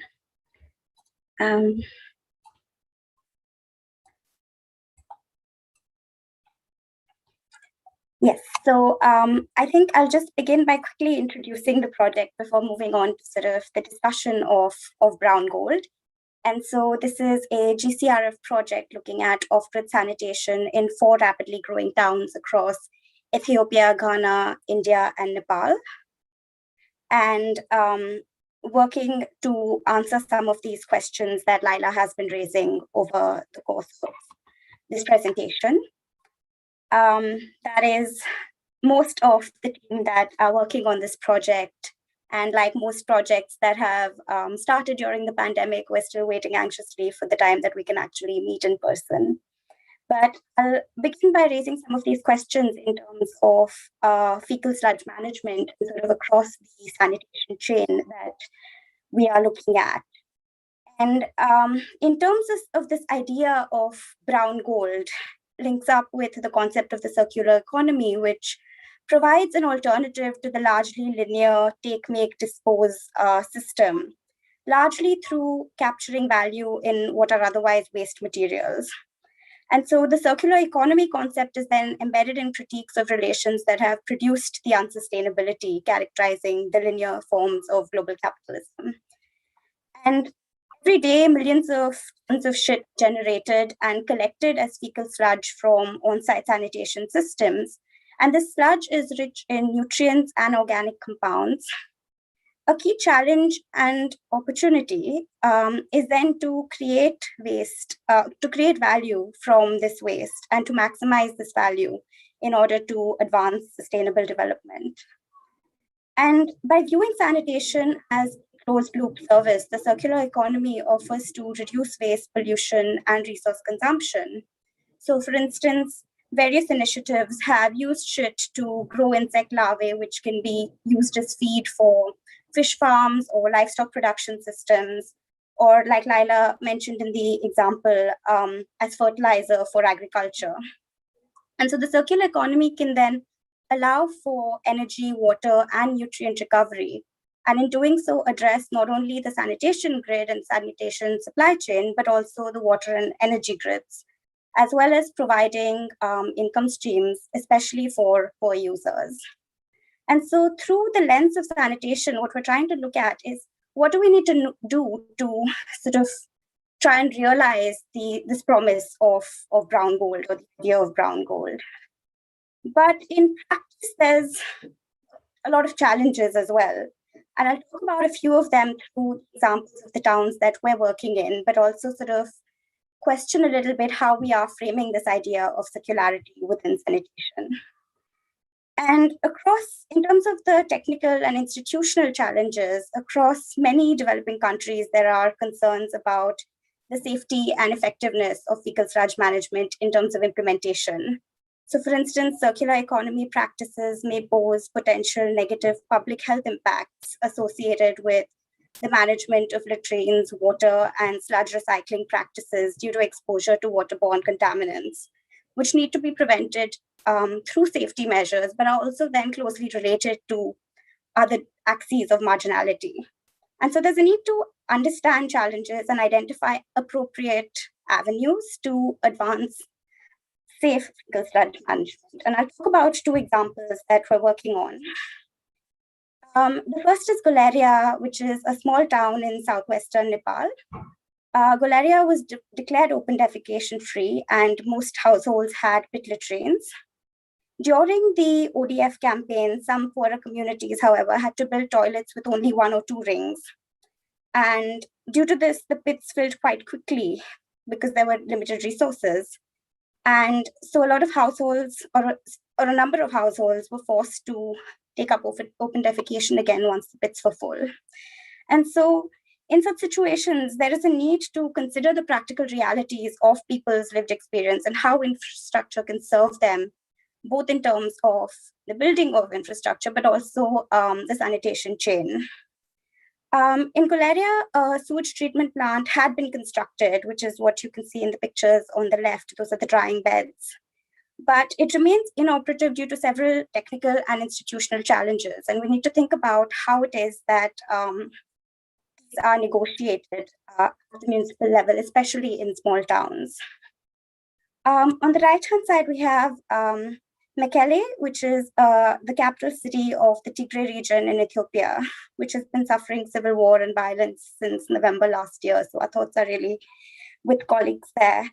And in Mekelle, there is an existing FSM facility, but a number of challenges here too. So for instance, the trucks that are transporting the fecal sludge often dump this on the side and not in appropriate locations in the drying beds. In addition, there has been damage to the drying beds, so that's the picture on the top right. And this leads to overflow of fecal sludge to downstream areas, which is then contaminating the environment. And initial water and sludge quality tests have found contamination through wastewater in farmlands, which is the picture on the bottom, but also in streams, rivers, groundwater, and springs, which then has negative implications on the entire population. There's also social implications of the ways in which FSM works in practice. So technical is also closely related to social elements. And in Nanded in India, where we are working, the city initiated community-led total sanitation, CLTS, in 2011. And this was based on the premise that investments in community-owned and led efforts to stop open defecation and littering that go alongside investments in infrastructure and services would deliver better services. And there was considerable success, but a critical issue here relates to women's key role and their work in CLTS. More women were involved in CLTS as they were often seen as natural keepers of cleanliness, something that Lyla also talked about earlier. And so they were targeted in such initiative. And most women who were active in CLTS spoke about a stronger sense of solidarity and empowerment in terms of confronting problems within the community.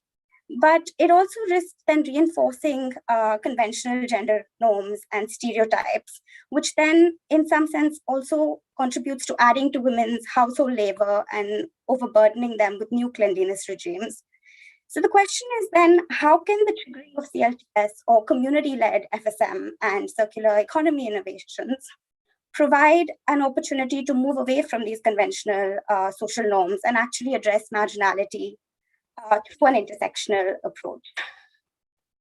And beyond sort of specific challenges in terms of the implementation of circularity and fecal sludge management, there's also a question in terms of how it is that we understand the objective of circularity. And here the promise of the circular economy to deal with waste is often muted by the tendency of this agenda to overemphasize technology and economic profitability, and in doing so, depoliticize the socio-political implications for local residents. Circular economy discourse is largely situated within the neoliberal growth paradigm. And here, private sector businesses have been identified as key actors that can drive the circular economy. But notions of circularity within sanitation have at times exaggerated the potential for economic returns from the products of fecal sludge management. And this works to advance or unintentionally legitimize ideas of sanitation services as a profitable business, which can then be left to the market to deliver.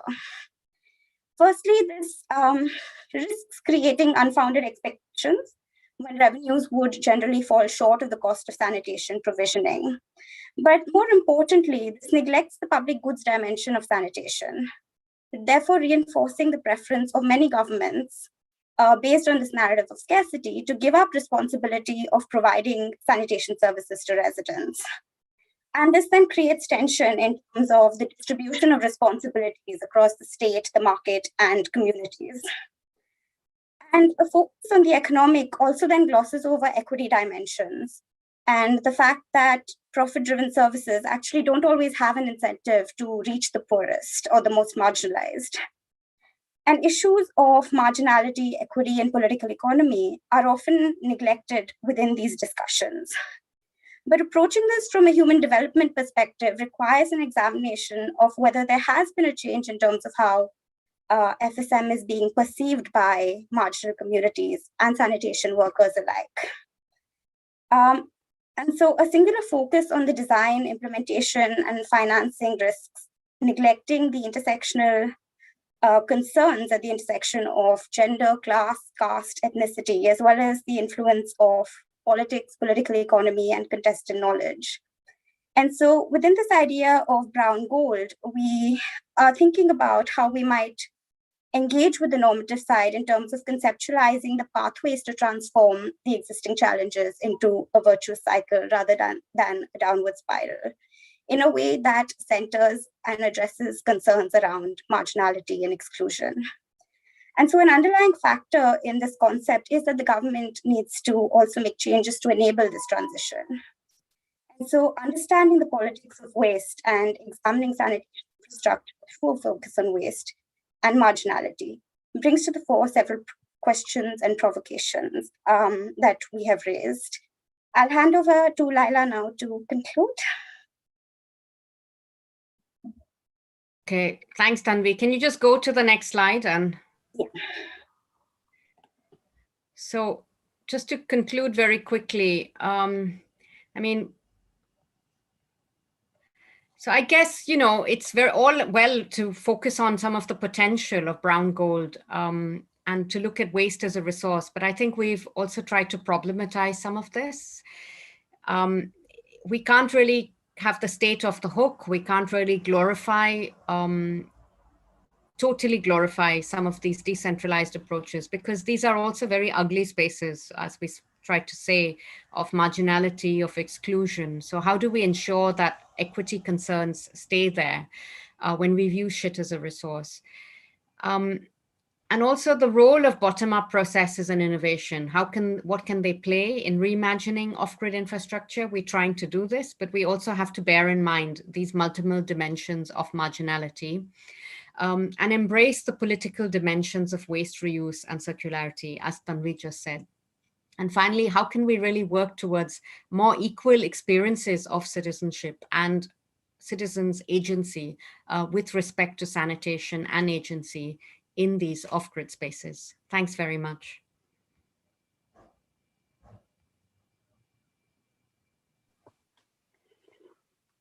Thank you very, very much, Lyla and Tanvi, and wow. I've got the privilege, I guess, to ignore questions and the questions and answers box for the time being, and just pose a couple of questions myself before we turn to questions from the audience. I know it's a bit mean. Also to remind everyone, if you do questions, do put them in the question and answers box, and then we will try to get to these.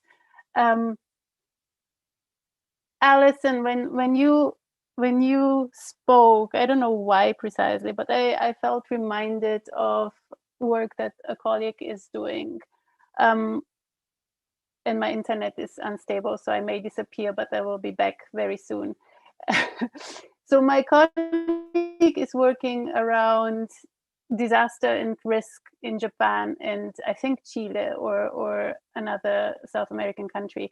And what she's looking at is the ways in which children are trained through play to respond to emergencies, disasters, and how the state tries through such initiatives to buy time, to buy a couple of days, to buy a week's time, whereby children are effectively put in charge of first response.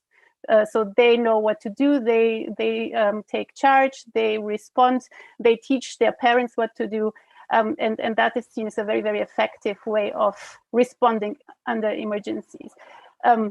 And really buying time for the state to pull itself together and to respond, buying time. So that made me wonder about these distinctions that we draw between informal economies or between things like, for instance, the big society, which were very, very popular a decade ago here in the UK, where all of a sudden people were in charge of their own luck and were supposed to help each other out in a way informally, not being able to draw on the state's resources. And so that then takes me to José's presentation, where we see, I would say, very, very polished approaches to food, water, energy, to the food, water, energy nexus, to city learning, where we assume that things that work in one place can be adopted to work in another place. But all of these seem to presuppose specific agendas, specific paradigms, such as, I was quite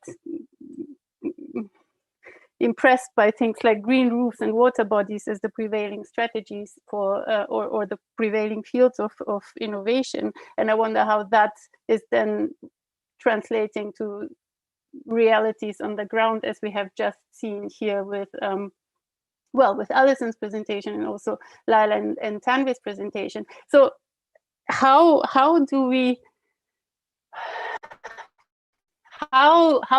begin to compare between realities in the so-called global north and realities in the global south? Are we really to distinguish between such realities, especially as we look at climate emergency now and the disasters that are striking everywhere? Floods in London, floods in Hunan, floods in Tokyo, floods in God knows where. Climate change doesn't distinguish, so these kind of things do hit everywhere. And these kind of infrastructures that are affected will need to be rethought regardless of global north, global south distinctions. And yet we always seem to assume when we look at, for instance, the Nexus approach, that things are working, or that there are infrastructures in place already, or that we can design and plan and make things better. I don't know if those are very, very scattered thoughts that I'm trying to put together in some sort of coherent, I don't even know if it's a question, maybe it's more of a comment, but I just wonder, how do we begin to understand the creativity that comes out of informal situations. How do we begin to understand that, and how do we translate that without falling into these patterns? And Tanvi spoke at the end, and Lyla as well at the end of their presentation, without falling back into patterns of exploitation, into capitalist expansion, into all these kind of rehearsed approaches to development. Are there new ways of that we can take forward that really may be universal, that do not need to distinguish between formal and informal, that make sure that there is equity, that there is consideration of self-organization, but without exploiting self-organization for the good of the capitalist economy? Question mark.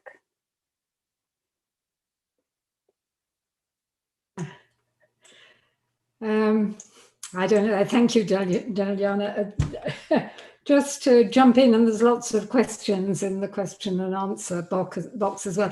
First of all, I wanted to thank José and Lyla and Tanvi, because I think there's a wonderful synergy. I mean, fascinating presentations, and I think there's a really wonderful synergy across the presentations. Is how do we recognize and how do we build on innovation? But like you, I was very suspicious of the Big Society, which was a British initiative to support NGOs. But I felt that it was an excuse for the retreat of the state. And I don't think this is what we're talking about at all. But what seems to me critical in all our three presentations, and we haven't really talked about very much, is what is the role of the state in being able, and what structures of the state. So José was looking at state innovations, but what I was dying to ask you is, what are the structures of local government? You know, how many women are there in the council? And does that make a difference?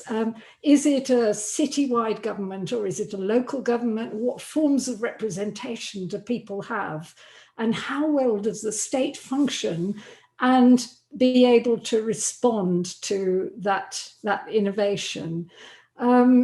And so I mean, I don't quite know where to begin in terms of the questions, but that seems to me that what we're talking about in, you know, collectively across these three discussions, and I think we have an awful lot of sympathy and a lot in common, is that we're not talking about brown gold and innovation at the bottom in terms of creating fertilizer and leaving people to themselves, but there has to be knowledge intervention to make sure that the pathogens are addressed.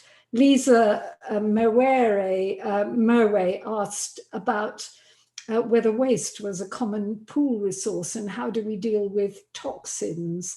And again, I think it's the same thing, that the individuals themselves probably can't deal with that. But if they're operating within a system whereby they have access to testing or to safe separation, and that's got to come through partnerships with local government. But what is it about local governments, and particularly municipal governments, but also those partnerships with academia that can help us innovate? So that was just some initial thoughts, and there are lots more questions also in the question and answer box. I don't know if colleagues want to. Yeah, let me just comment that what you said. And also, you made a big question. I think we needed like several seminars or years of discussion to find out. But an important thing is, if you look at any innovation or any public service, it's very difficult to find one that the state alone delivers and happens. People just sit down, the state comes. You need to have other actors, and this varies a lot with the context, both regulatory context. I'll take more in public administration kind of side, but also in terms of resources. A lot of places, the state, the municipal government, in my case, they don't have the resources. And a lot of it, when you look at the innovations, it may be some of these innovators actually provide the service in a different way, where based on the amount of resources you have. And you see these a lot, the examples in the last presentation, for example, a lot of community-based management of waste. I work a lot in Indonesia. They have a wonderful community-based composting. They reduce like 7% the organic compost, and they're all done at community level. But at the same time, the state is important. And you look at more what you call a lot of these initiatives, it could even be solved for North, start informally, and it was institutionalized and somehow became part of the state structure somehow, or through regulation or direct service. You see a lot of those services, they move, in this direction. Exactly because at the same time, see, there is a lot of literature, probably if you're familiar with co-production in service. They are very good in certain aspects, very local level, but you have to expand. I look at cases, probably, Professor Alison worked with Zabalain in Egypt, in Cairo, where they try to expand the service for the whole city. The city grew, like we're a city 1 million, and now it's like 20 million. And they try to do through the informal sector, but actually it's very difficult to increase the capacity. I'm looking at the case now, I was reading about in the Kerala, about COVID response. Is very decentralized, grassroots. One of the problems increase of numbers exactly because all labor intensive and a lot of voluntary labor, grassroots, particularly women doing the track and tracing. But whereas the number of cases 1 or 2 per village, okay, but when like 200, they could not, build the capacity. And these you can do at the same time. Look at the hospital in Kerala; they were built to hire, doctors, nurses, because they're already trained. But it's very difficult sometimes to build up, increase the co-production in a level that much larger than very small scale. And so why I think the state is fundamental in one or another form, or direct service regulation, but it varies a lot, the context, and I don't believe the state should be leave out to the market, but at the same time, only the state to provide may cause a lot of problems. I have seen, a lot of communist countries, you're from Bulgaria, your family, doesn't work. And then I think it's a combination that the state can provide us. And it's very interesting to look at Brazil, the sanitation sector is municipal responsibility. Some municipalities, they work very well, all state, municipal company, and they work very well, good governance. Other very corrupt, like my state, Rio, very corrupt. They have to privatize because there was a huge debt in the company that they could not manage. And others, they were able to do it. And it means there is not, I would say, just one answer. But the question raised, just finalize about the innovation. The context is very important. I think I'm very interested in how they build the capability to bring innovations from other places and see these elsewhere. One example, the BRT, the bus rapid transit that started in Curitiba in 1970s. Today, there are 700 cities in the world. They have some form of BRT, all different results, but they all kind of had, I would say, in the majority of cases, they have a good impact in the transportation system. And you have to understand the good things, how the good things became like a niche and became more widespread. And the context is very important. And to say even these, number of women in the council or number of people, civil society involved, in the initiatives, and a lot of things are important to understand. Kind of, you can see the institutional context, how these innovations they move around.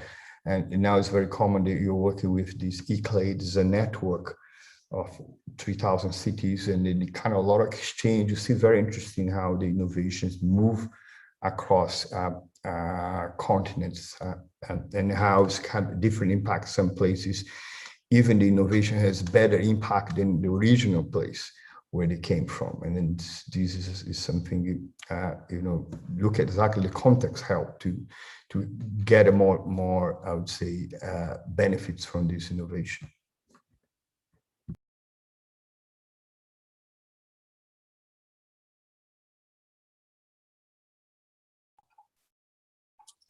Sorry. I might just add a little bit from sort of our perspective within the project as well. And I think that was a lot of sort of really, really great reflections. And I think one of the things that we're thinking about is how do we sort of address the role of communities without romanticizing them, and the potential of other actors in terms of NGOs in the private sector in a realistic way, while also sort of thinking about the role of the state without it being top down, and without it being sort of receding as well. And I think one of the things from having a focus on small towns and thinking about sort of these as subaltern urban areas, which are themselves sort of neglected within national urban policy, is then kind of thinking about or acknowledging that there is a recognition within these towns that it's not merely a binary between the formal and informal at all. And in some of the towns that we are working in, there is very much sort of enthusiasm among the municipal governments as well, which are trying to explore how they could provide services within a resource-constrained environment in terms of that exists within the context of the politics of small towns within the national context that are hidden and invisible in many ways. And so I guess that's perhaps one way is also sort of breaking up how we might think about the urban there as well.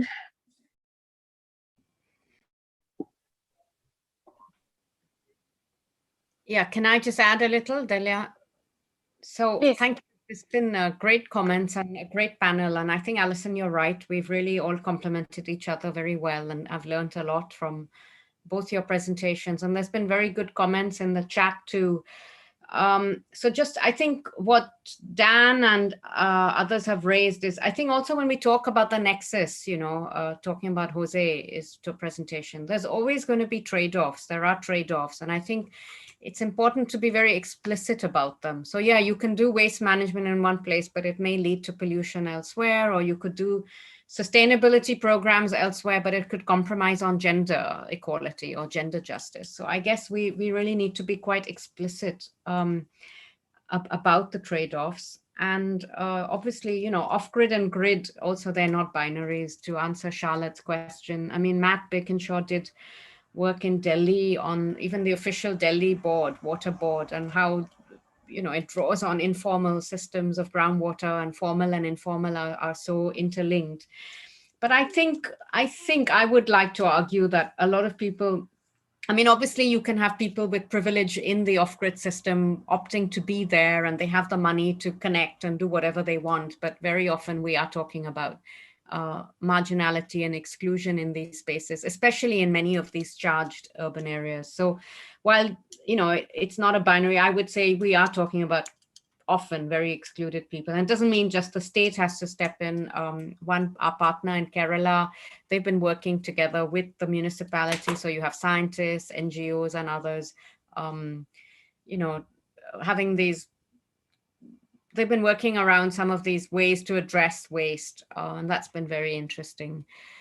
So obviously, rights are not just fulfilled by the state, but I think, you know, if you want to hold somebody to account, I think you can take the state to court better than you can take a private actor. And very often the way things are so fused in terms of organized irresponsibility, I would like to think that, you know, it would be good if citizens can still draw on the state and not on all sorts of other actors.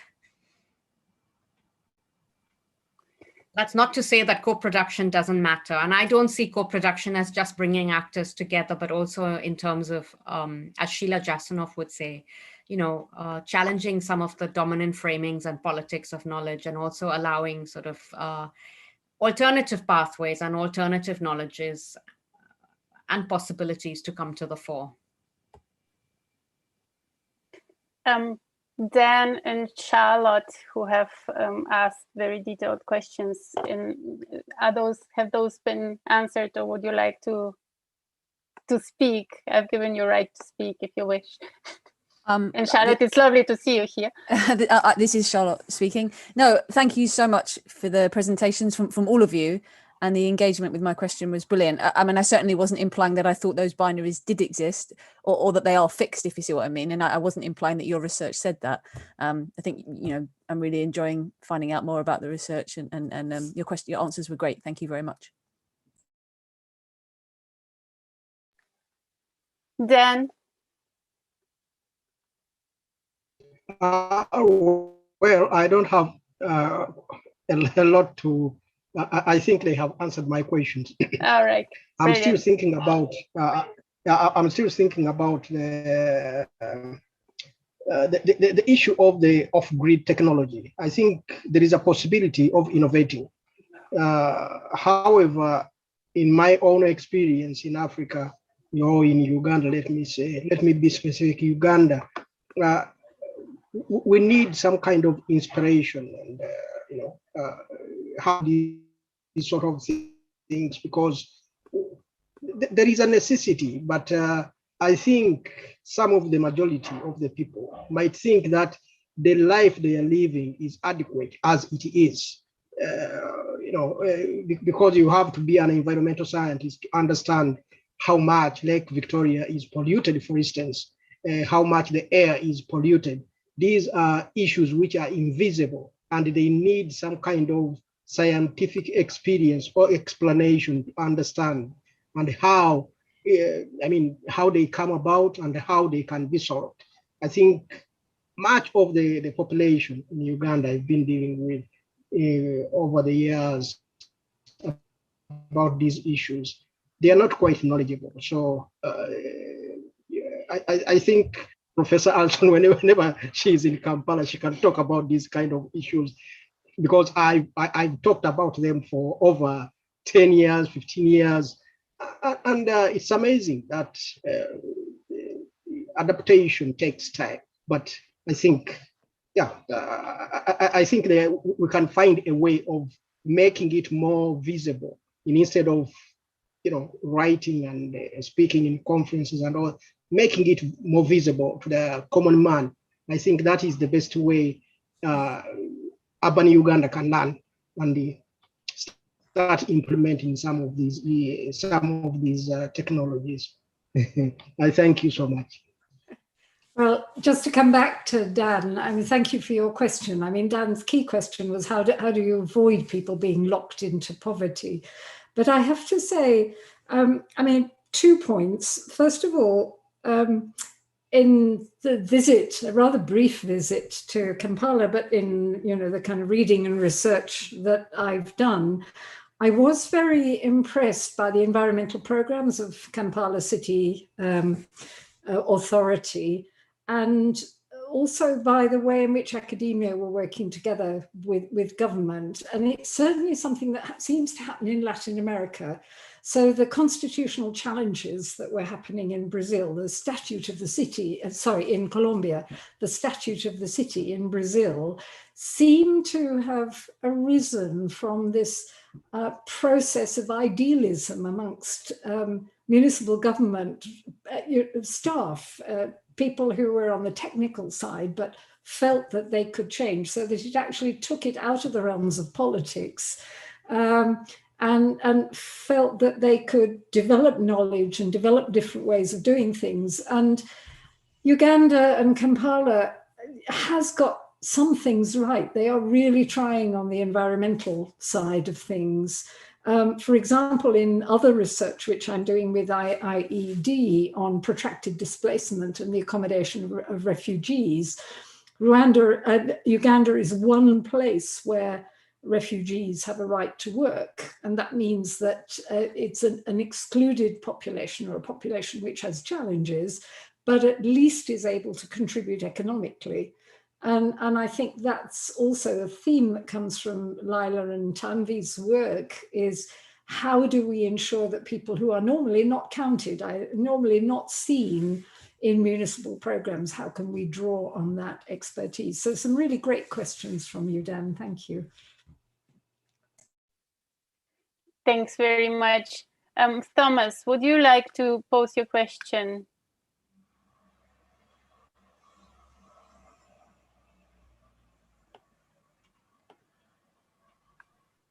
Yes, hello, my name is Thomas. Thanks a lot for this, for all these great speeches you held. My question is just very general, because when we talk about equality in access to urban infrastructures, basically due to the research I've done in Ethiopia, I've recognized a field where access to infrastructure was highly unequal and sometimes very much suppressed by the ones in charge of the government or the municipalities. And basically the question I want to ask is just very general, but how, according to your experience, can this be overcome, and to what extent does do infrastructures themselves, it might sound paradox, but to what extent could these infrastructures actually provide a solution? Thanks a lot. I know it's a very open and a very large question, but I'm just looking forward to some general thoughts from your side. Thank you.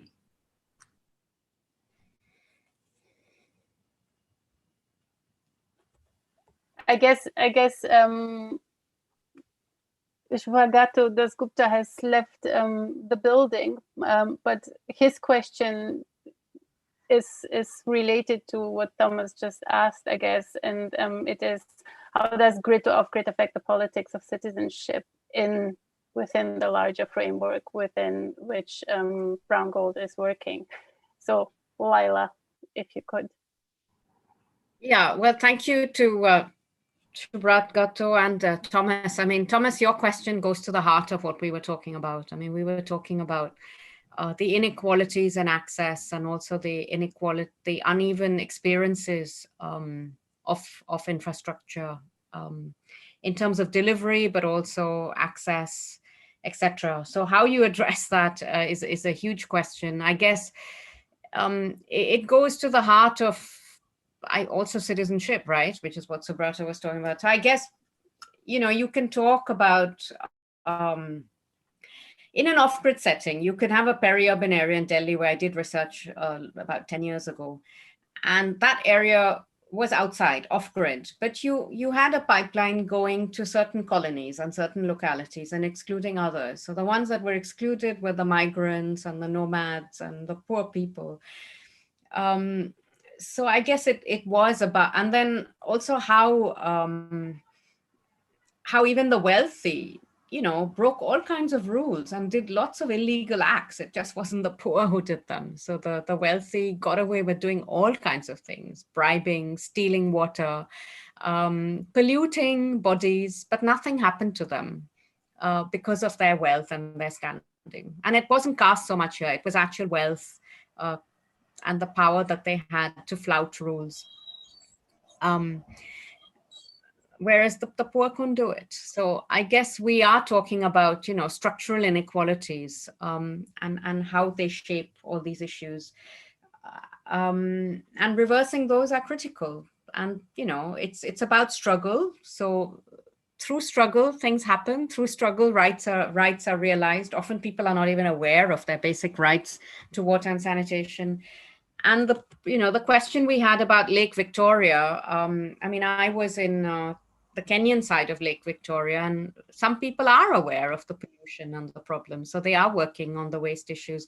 And if they're not, fine, then, maybe that's some awareness. But very often poor people and people who are marginalized are very aware that they're drinking black polluted water, but they have no choice. And they have to drink that water. And people don't care. We don't care. We've reached a world where in the 21st century where 10,000 babies or 1,000 or 800 babies dying every day due to waterborne diseases is not something that we are concerned about. So I mean, that's a gross failure, I think, in terms of where we are in development. And, there should be an outrage. So I hope the pandemic will be an opportunity to say, okay, we really need to invest in these public goods. We need equity, we need access, because we've seen that the lack of it, what it really means.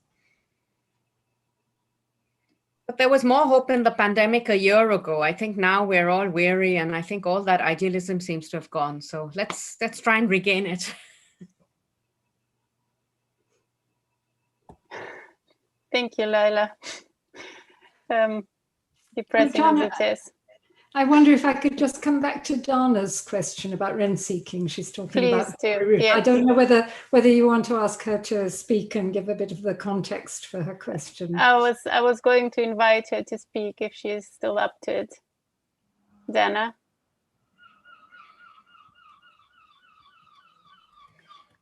Oops. Sorry. Hello. I am probably not muted now. Yeah, we can hear you. Should hope. Yeah, thank you. Thanks everyone, and thanks for the 4 brilliant speakers and the 3 wonderful talks. Yeah, I was just simply interested in whether Professor Brown, but also Professor Mehta and the researchers today have come across rent seeking. I've been doing work on informal electricity networks in Beirut, and that seemed to be one of the major issues. It was hard during the research to sort of explicitly untangle that particular claim from other forms of organizing. But I was just wondering if you guys have come across it and how or what has helped you theorize it and think through it in the communities that you have researched. Thank you again. I think it's a great question, and it crops up all the time. In Colombia, in our work in Cali, one of the problems was that the informal economy is situated within a broader drug economy. So the Val de Cauca is a big cocaine growing area, and as nationally and with help from the United States, the export of drugs was made more difficult. And there was a crackdown in the 1990s on some of the big drug lords. The henchmen, the people who were less senior in the drug cartels, were let loose on the economy and started to find new markets. So waste pickers, for example, were sometimes paid in drugs, but also through money laundering and extortion. And that was also very evident in some of the work that PhDs, particularly Saeed Ahmed and Najir Zaidi, have done in Karachi on street vending and on informal land tenure and street vending in Karachi. That the contexts of work are set within political systems, but again, it was in Karachi particularly, it was a failure of local government to operate transparently, which allowed these sectors to operate. That wasn't the case in Cali because there were some extremely innovative approaches to be able to deal with problems, but it seemed to be actually just the almost kind of national and international agendas which were playing out on the ground. And the answer seems to be transparency. And we haven't talked today about the role of the media and how media can help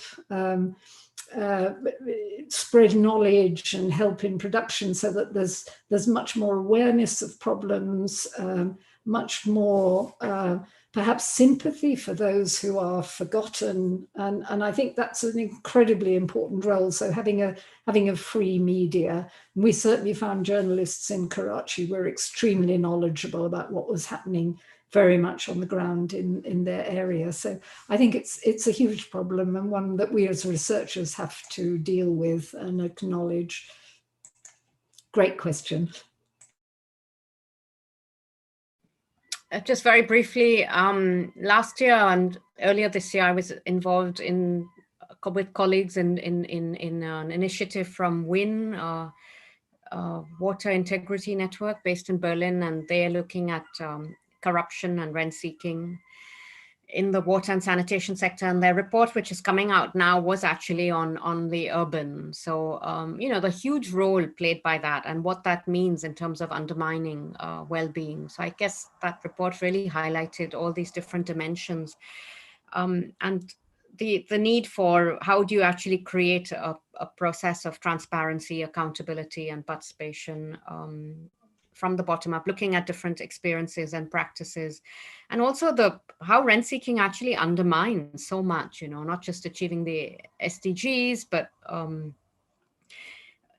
you know, all sorts of injustices that are perpetuated and the power relations that allow that to happen and how you address that. So again, the role of the media is there, the role of international agencies, the role of national governments, shaming and naming people, for example, all that seems to be increasingly playing a role.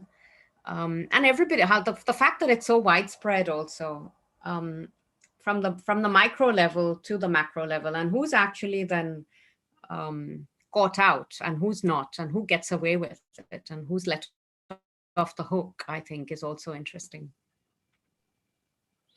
Just to, some comment. When you have, I work in sustainability a long time, and the same things are replicated. It's not only because of supply, renewable energy or innovative sanitation that you not only have the problems that already exist in those particular society, inequality, inefficiency, rent seeking, and it's all happen, if it's renewable energy or if it's kind of coal power plant, the same kind of institutional problems, they are replicated. And I think I agree with my colleagues, exactly the process. If you don't have transparency, if you don't have good governance and accountable, the problem is not only because we're doing something nice that those problems are going to disappear. You see the COVID, COVID, an emergency, and people be nice with the other, with a lot of corruption in many countries, people stealing money from the hospital and leaving people dying, to buy wine. I see even in many countries, case here in Spain, you got $500,000 that was from COVID, from Venezuela, with buying wine here in Spain. And it doesn't mean that, people are nice because of COVID, same problems. I see the structure problems, I think, happens. And the interesting part to see how we actually can come across and make, and then we have pockets of places where they were able to somehow manage and those probably countries regionally, you see India, Brazil, and other countries that a lot of pockets of, I mentioned the sanitation companies in some places run very well, like in France or other places. They were not able, and it means kind of how it's more, I think, the institutions they build and they are accountable. It was not by chance, I think there were like some kind of process in place that made it happen.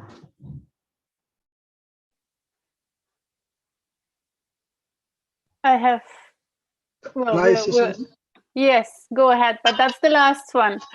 Okay, I just wanted to comment on Professor Lyla on environmental issues. Over a period of 15 years, what I found out is that there are two knowledge processes on the issues of the environment, particularly concerning Lake Victoria. One is the local views, how they perceive the environment. And this is a fact, because there is a lot of algae, this blue cyanobacteria, which is growing on the environment, on the lake. Local people, they will argue that they know the problem, and they have got their own explanations why that algae is coming. There is that kind of blooming of algae all over the lake. And then there is a scientific one, which maybe we can say that you and I, we are associated with the scientific explanation. But one thing which has also surprised me, I was discussing some 2-3 years ago, I was discussing with some engineers, in fact, from Britain, and we were discussing this issue. How do we solve this issue of fecal matter which is being pumped into the lake? And I think somebody said, no, that should not be an issue because there is a lot of fish in that lake, and the lake, I mean, that is nutrient to the lake. But I lived on the lake from 1975. So I've seen the qualitative change on the water quality of that lake, because now it is extending up to the middle of the lake, something like 100 kilometers away. I've traveled just to check on that. And it has really surprised me because as late as 1989, the situation was not quite as bad as it is today. So these two explanations and these two competing knowledge systems, I think we have to find a way of compromising, because a fisherman, they have been arguing against it, and they say, please, you just leave us alone. Let the fecal matter come in, because that is food for the fish.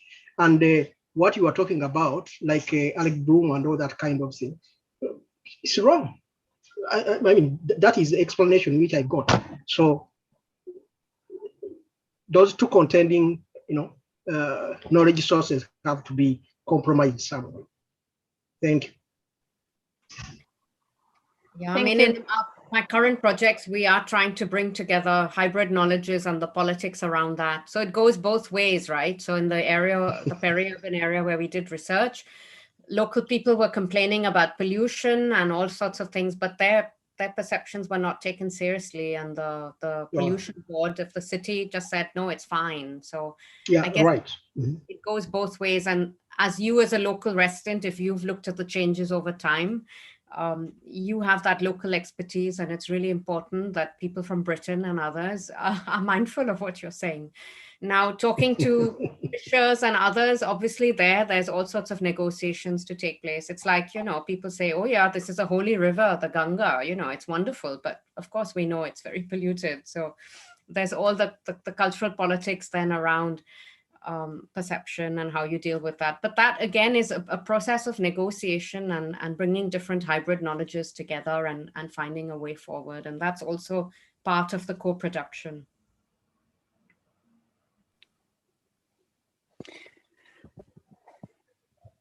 Thank you. Thank you all very, very much. Thanks to the audience. Thanks to our speakers. May I ask one question as part of a survey that I'm currently doing with colleagues?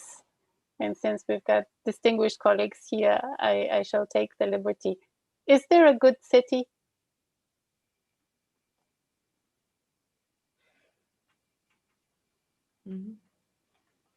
Lyla says there is.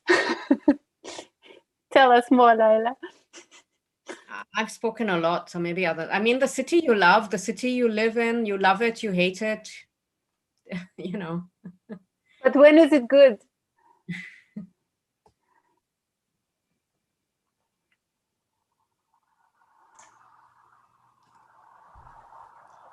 I think all cities have good parts and bad parts. And as Lyla said, there are some parts of cities which are wonderful. They're just energizing. Your friends are there. Your activities are there when we can go out and when it's not COVID restricted.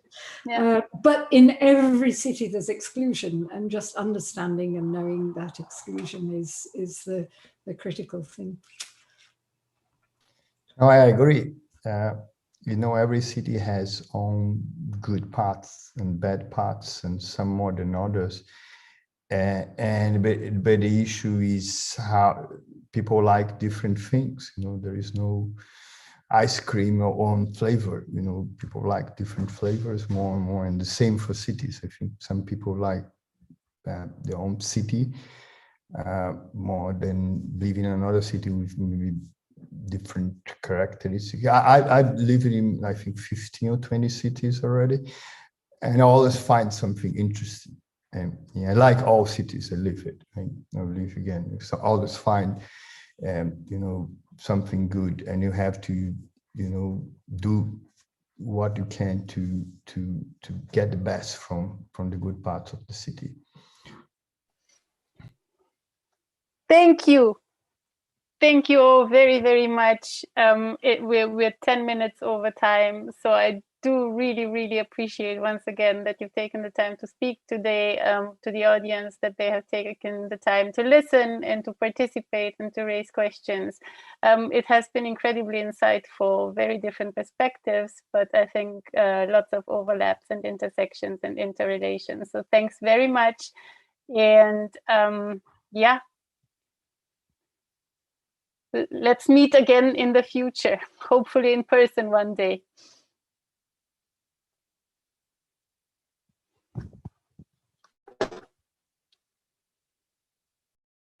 Yeah, it was a fabulous session. Thank you, Deliana.